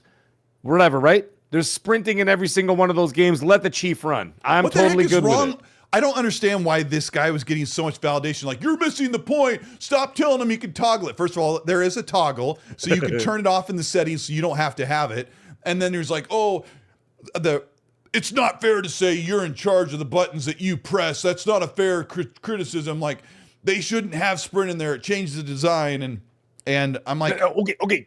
Keith Garlington gets comment of the show.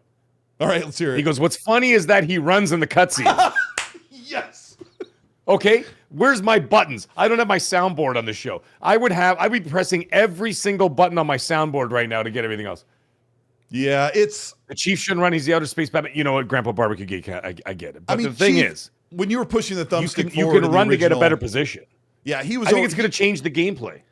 Yeah. Sorry, go ahead. No. I'm glad you said that, and I was talking over you. It does. It changes the feel of the game because you can circle strafe, and you have like this. It's like a fast walk, but yes, he's running. If you look at the model in the game, he's running when you push forward on the stick.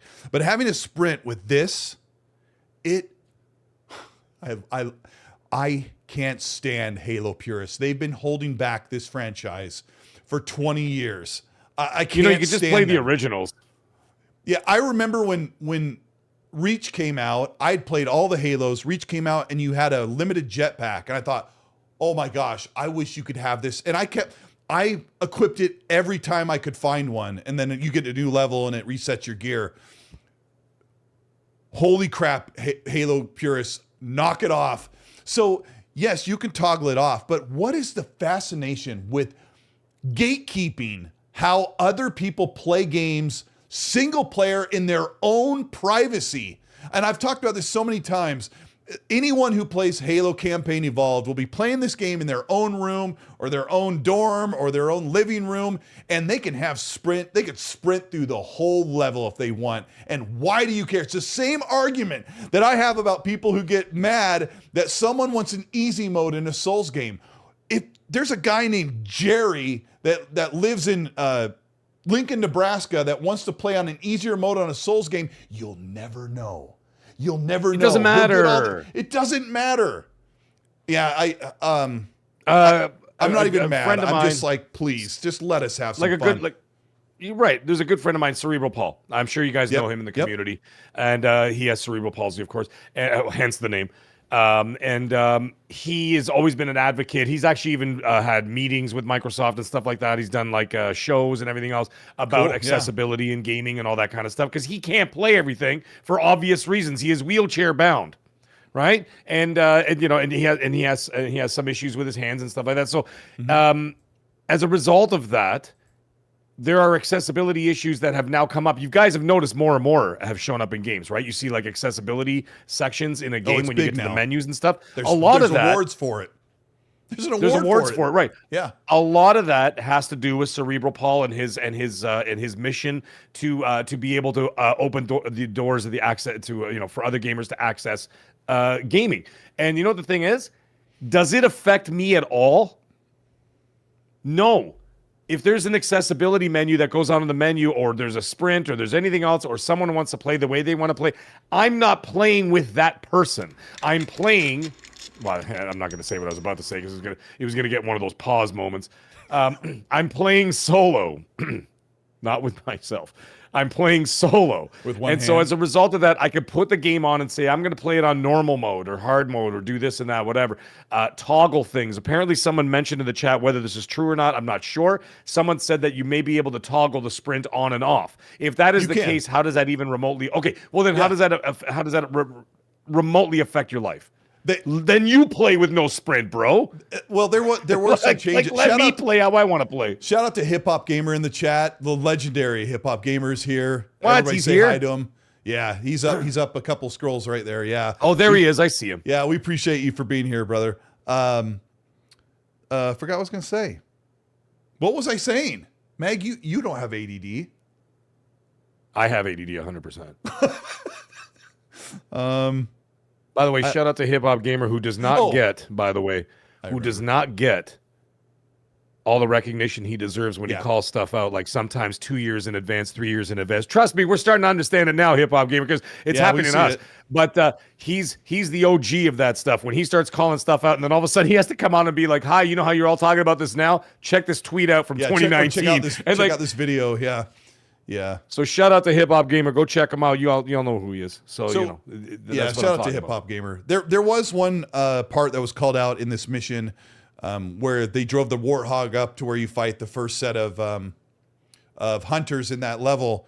And one of the original designers of Halo, you guys probably saw this. He's like, "Why'd they do that? I put 2 rocks in the way of that alley in the canyon." Oh, so yeah. I saw that. Yeah. You had to get out and go on foot and not be protected by a machine gun and 4 wheels. And I thought the same thing. I'm like, why are they driving through there? Like, I remember always doing that on foot. And those are decisions that they're making. Like, that's something they need to patch that out.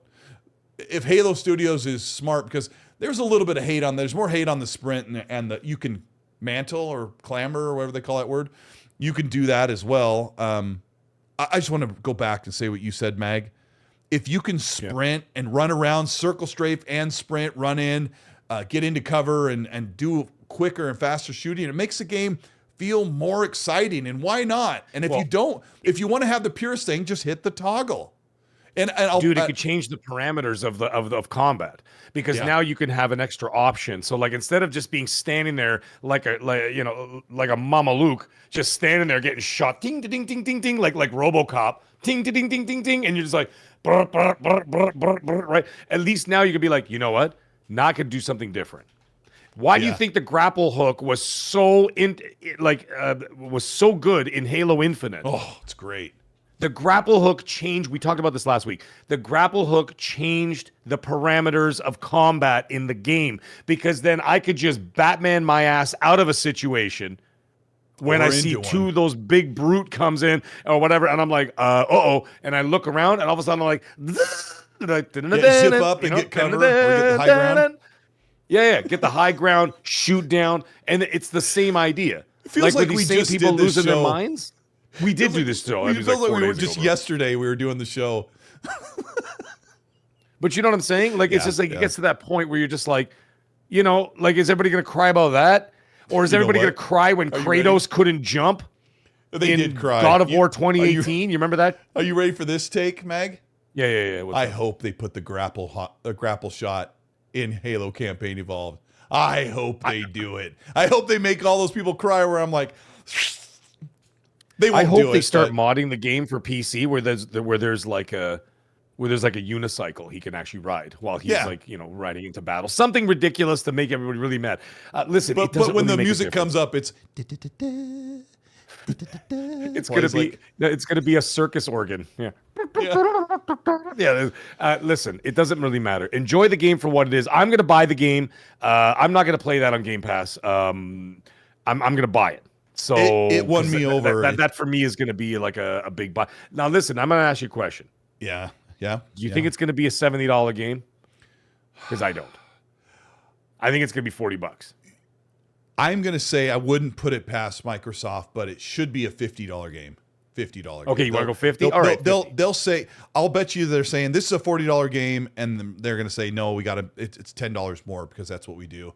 So I really hope it isn't 70. For people who didn't follow the Halo reveal, it is included with 3 prequel missions with Master Chief and Sergeant Johnson. And that really has people excited. That has me excited because I'm getting new content.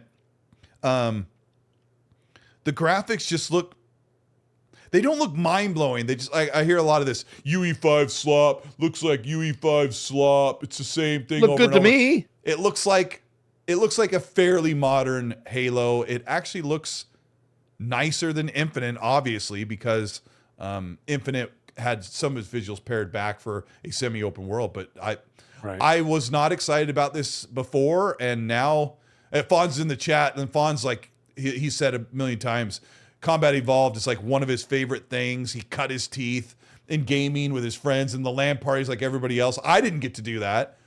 So yeah, Nexus Video says UE5 is unstable. There was even a stutter in the moment when he was going up a corridor, which is hilarious because I did see that. Yes, it's only rendering the floor and the walls, like with the camera is not seeing any open world, and he runs up there and it does the stutter. But you know, could that also be because they're? But are they really just? I mean, it's not really a remake at this point. I mean, isn't it just running over the original game? Is that what's happening, or is this I mean, you wouldn't have ground up remake. It is a ground up remake because they basically just took all the locations of the map and just rebuilt them. Thankfully, Unreal Engine 5 lets you slam down boulders and trees and stuff. Like everything can be pre-created, and then they hone it to look like it's supposed to look in in Halo. But yeah, a lot of stuff can be automated for you. This would be a really great time to talk about the AI slop that was being pointed on to Halo Studios and the Halo campaign Evolved. They were asked the developer about, is Microsoft mandating that you use AI in your workflow? And the developer reluctantly answered the question and said, we use AI as we have some toolbox things for AI, like, for example, generative fill in Photoshop. And oh my gosh, the comment section was like, AI slop, they're going to throw all this garbage in here. There's no soul. And I'm here to tell you, I've been using generative AI in Photoshop for 2 years straight. I use Photoshop probably 3 to 4 hours every single day. And what they're talking about is, what would be a good way to explain this? They're probably going to use generative AI to extend textures. So when they're talking about Photoshop, they're creating a high resolution imagery to drape onto geometry. And if they're going to wrap, let's say they're wrapping a canyon wall, a cliffside wall, and they have a texture that they built, and they use photogrammetry. They take pictures of like a sandy rock face, and then they set the lighting on it, and then they make this high quality 2D texture in Photoshop, and then they drape that, and then they tile it and blend it. So if he's talking about generative AI, you're talking about taking this thing and telling Photoshop, you have white over here, and they're like, I need you to do this, continue onto here. And in about 1 minute, it'll go boom, and it will recreate those pixels for you. That is automation. That is something that Photoshop has been doing for 15 years before anyone ever used the word AI. They had some other name for it. You could take a picture of your family at the beach, and there's like a whale. There's not a whale. There's like some stupid thing in the way, and you want to get rid of it and extend the picture so it fits in a panoramic. All this stuff has been happening in Photoshop for years, and everyone is so quick to blame Halo Studios. Well, for good reason, because Xbox does dumb things sometimes, but that's all they're admitting to now. And then I saw a quote from Matt Booty or Phil Spencer today that said much of the AI that we're using is for programming and workflow, not for creating, what was the word? Nefarious things in games. And that's Elon's job. Elon's going to make some trash game where you run around some subway and you're shooting your gun over like this way. So yeah, that's what's going on. That was a long spiel, but the doom and gloom is seriously strong right now for Halo Studios because they have a lot to earn back in respect, but I think this game looks kind of cool, and we're getting it in about a year. I think it's, do you actually think it's going to be that late though? Because I actually don't think it's going to be that late. I think it's going to be Q1 or Q2. Why? Like, why wouldn't they wait because they have a pact into the year? Why put it in Q1? Well, yeah, like why would you want to put it anywhere near Gears and Forza and Call of Duty? Like, and maybe, and I'm saying a gigantic maybe Fable. Yeah, I'm kind of feeling right. That way you don't want too. to put this Halo remake in the middle of all that stuff. And let's not forget, you're selling this on PlayStation, so a lot of those games are going to be selling on PlayStation. They're buying those games at full price. So you're going to be buying Gears. Let's say on PlayStation, people will be buying Gears, Forza, Halo, Gears, and Forza, Gears, Forza, Call of Duty. Do you know that song? Maybe Fable. Yeah, I know that song. Maybe Fable, and then you're going to shove Halo remake right up someone's rear end at the same time? Are you insane? That's crazy. They can't do that. They can't do it, dude. They can't do it, and they're not gonna. They can't do it, assuming that GTA 6 is on time. I say you release it Q1. You talk about it at the developer direct in January, and say, by the way, it releases at the end of this month or whatever. I'm going to disagree. I'm with Fonz. He says next year, November, for the 25th anniversary. Remember, the core audience of Xbox has already played this game 1,000 times. It's PlayStation fans who have never had. Right, but the PlayStation fans are going to have their wallets empty, dude. They've got, okay, PlayStation in the fall has this, okay? We don't know what other games are coming out, but we know for sure Wolverine is coming out, which means that's a guaranteed buy, right? You've got Wolverine, Fable, maybe, Forza, Gears, Call of Duty. That's 5 big ones right off the bat, and that doesn't include other third-party titles that are coming out next fall. Yeah, That's not including whatever else that Sony's got. They're working on or whatever's coming up, whatever's up their sleeve. You don't know. We don't know, dude. By the time November comes around, the wallets are empty. Yeah, I agree. I don't think they do it. I don't think they do it. I say they do it before GTA 6. Mag, you make a good argument because they gave people 3 levels access. We only got to see 1, but I was told that these journalists got to play 3 different levels of Campaign Evolved. And if you're this early, do you really need another 12 months to launch the game, or are you almost done? Dude, if people play 3 levels, what do you talk? What do they talk? What do you mean another year? Like, yeah, they've already played 3 levels of this thing. Dude, it's almost ready to go. Okay, we'll They're see. Gonna polish for another couple of months. Dude, it's still October, for crying out loud. True Serum you still in the got chat November, says, December, January. You never know. I know it's already packed. We don't even know what the rest of 26 looks like, and Xbox will have one thing they'll announce, a developer direct that's coming that year. True Serum in the chat says it'll sell like Gears. I don't think so. I think Gears from the very beginning has been like, why do we need this? No one was excited about Gears Reloaded. I think Halo has more of a stigma to it. I think it, like, in a good way, more positive stigma, because the last, I mean, okay, never mind. That's going to come out weird. It's a weak argument. I was going to say the last couple of Gears didn't do great. But then again, either did the last couple of Halos. But sure, there seems to be quite a push there. And let me tell you something. I had to reactivate my son's PlayStation account today because there was a couple of little issues with his email or whatever. So we went in there, and then I'm like, all right, let me check it out. So I'm like, dude, load up the thing on your phone. So we pulled up the PlayStation app on the phone, and I should have taken a picture of it. And the first thing that popped up when I loaded it up was Master Chief. Right on the front says, coming to PS5, pre-order now. Oh, it did? Yep. I just turned on my PlayStation yesterday. Right there. Dang. Not the PlayStation like the actual PlayStation. It was on the app on the phone. Oh, okay. So when I fired it up for the first time, when I reactivated his account, Master Chief was standing right there. And I'm going, why am I getting an Xbox ad? Did I log? And I'm like, oh, wait a minute, that's PlayStation. And then it says pre-order or whatever, wish list on PlayStation right now. And it was right there, and it was like clear as day. So yeah, there you go. I was going to see if I can pull it up today, but I don't see it. I don't see it yet. That's nice. I mean, I don't know. I guess the whole thing, like, what am I going to do now that PlayStation fans get to play? It does send a message socially that Xbox has given up. Halo, Gears, and Forza, and I saw somebody that was asking about Halo 2 remake coming to PlayStation. They said all of our upcoming games, our next projects are going to be on PlayStation and everywhere else. But I'm pretty sure that Halo's next thing is Campaign Evolved, the multiplayer thing from Certain Affinity, and then the next Halo, the Halo 7 or whatever. I don't think they're going to go back and recreate everything and all the work they've done for a decade in Master Chief Collection. You found it? Sorry, let me hit I made a mistake. It's the official website, because I had to reactivate his account from a desktop, but I just pulled it up on my phone, and there it is. As soon as you turn on, sorry, let me click on it again. Yep. As soon as you click on it, look, right there. There it is. So Halo is right there, and it's asking me to sign in, obviously, but I'm not going to do that. But there it is. He's got Halo front and center right on the PlayStation Store. And then it moves over to Ninja Gaiden 4 after that. Yep, it does. But that's what.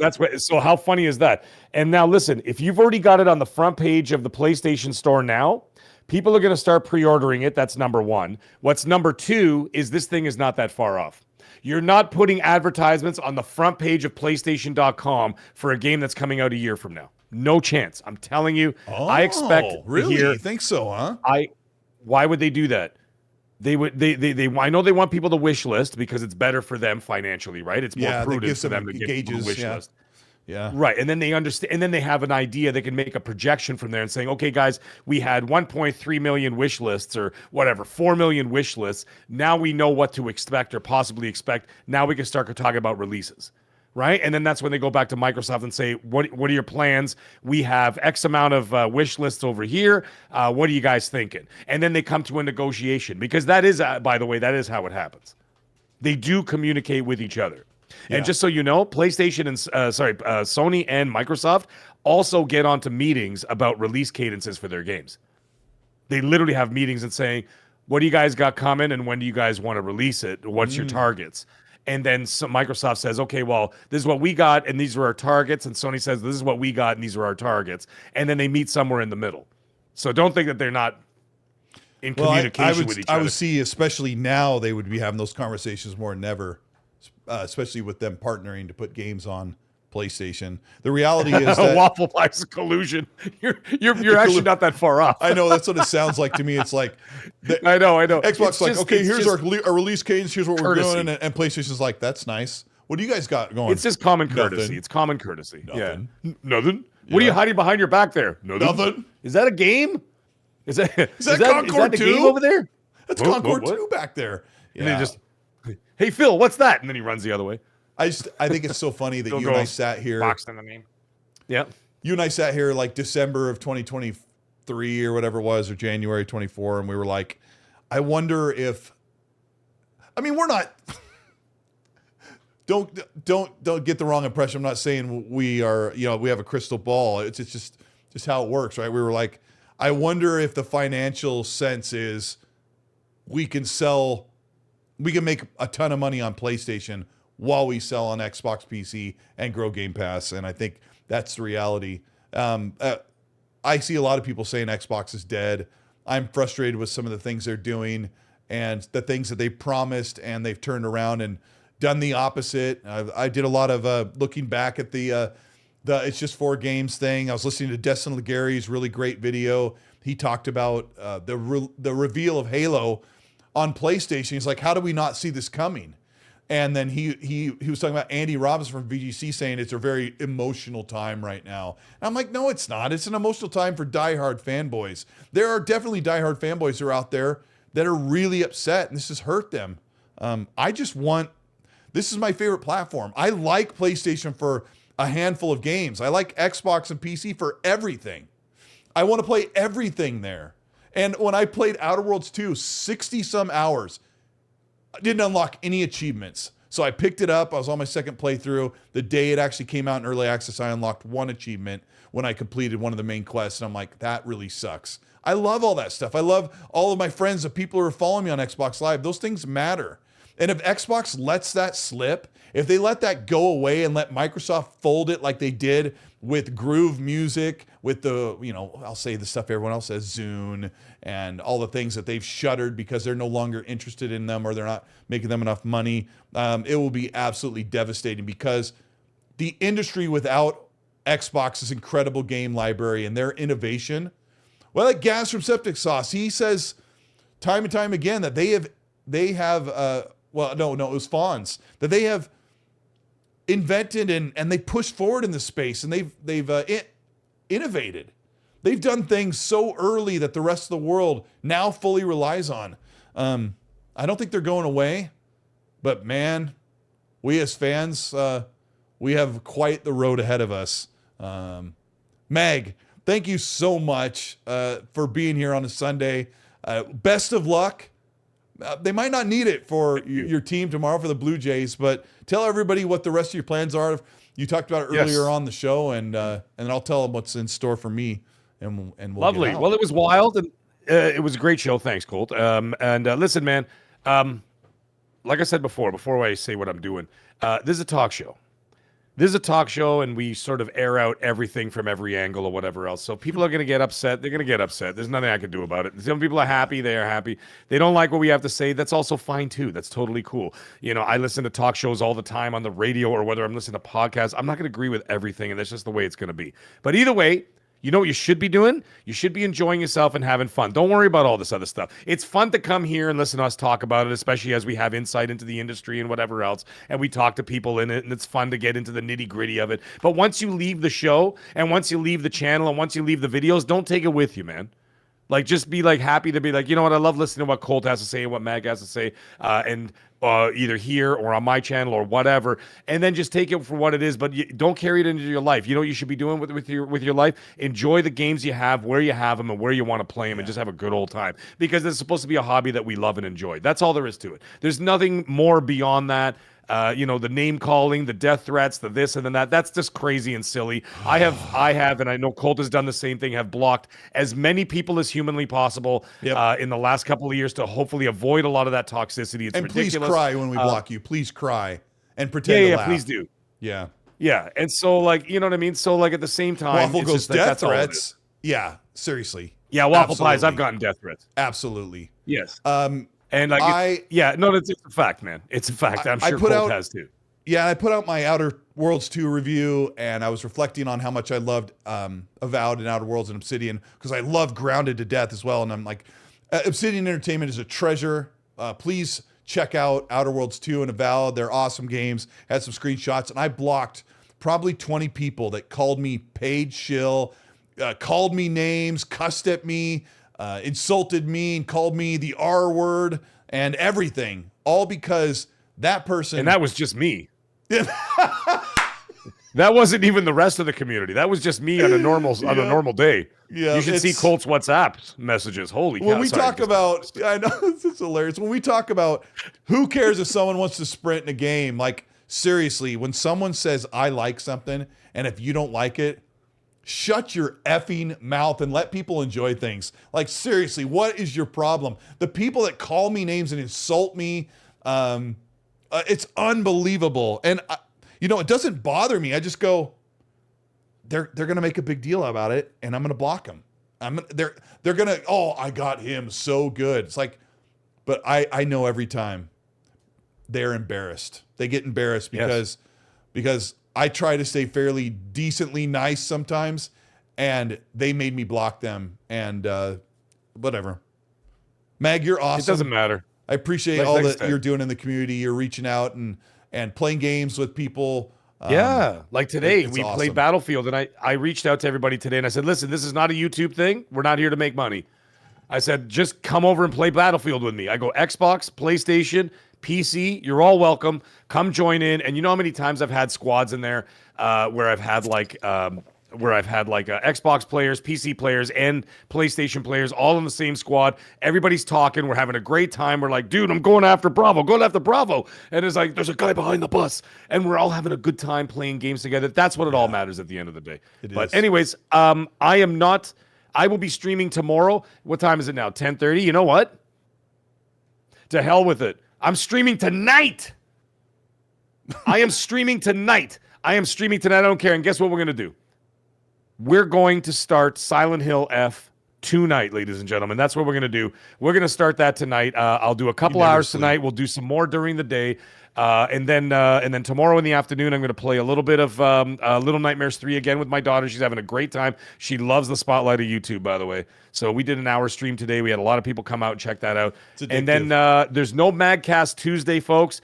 I will put an official post on my channel because I have a bunch of people coming over to my house. I'm hosting a party on Tuesday for the baseball game. So Magcast will be moved to Thursday at 8:45 p.m. All right, 8:45 p.m. on Thursday, and then intermittently over the next week, I will be playing Little Nightmares 3 and Silent Hill F. However, Silent Hill F will be tonight, so we are going to do that. Give me about 10 minutes after I go off the air here, so I can refill my water and drinks and all that kind of stuff, and come back here, and we're gonna have some fun. Bottle. And then fill my other bottle. Yeah.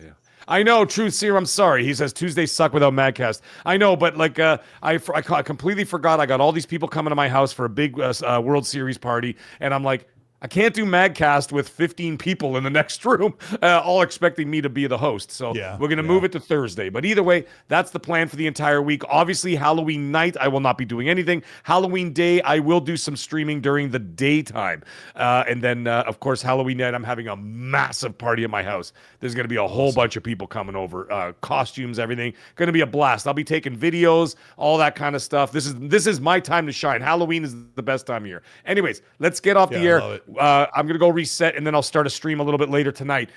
Guys, have a great night. Stay magnificent. We'll talk to y'all real soon. Thank you. Infinity Nerd 93 says, Colt, would you do a live stream with Ono X Alex, or do you hate him? He's a good friend. He's awesome. I've live streamed a game with him and Gaz and his friends, but I haven't been on his live stream. He just does his stuff solo, but he's been on the show like 3 or 4 times, I think. I'd love to have him back on. He's a good guy in the community. He gets a lot taken care of. One last one from 108 Dragon TV. Thank you for the $2 super. Says, X-Fault has a man crush on Colt. It's weird stuff. Yeah, absolutely. I'm sure he's made several videos, but I never see him and no one else watches him. So he can do that, and to the tune of making 3 cents on YouTube. It's fantastic. Yeah, Colt is too PG for Alex. Yeah, last time I was on there, I may have said some things I usually don't, but we did have a good time. I have a big video out tomorrow if I get it done. But thank you, everybody, for all your support. Mag and I will be back on Monday next week when the World Series is over. We're out of here. Have a good night. Yeah, man. Take care. Later. Good night. Where's that button? There it is. Bye.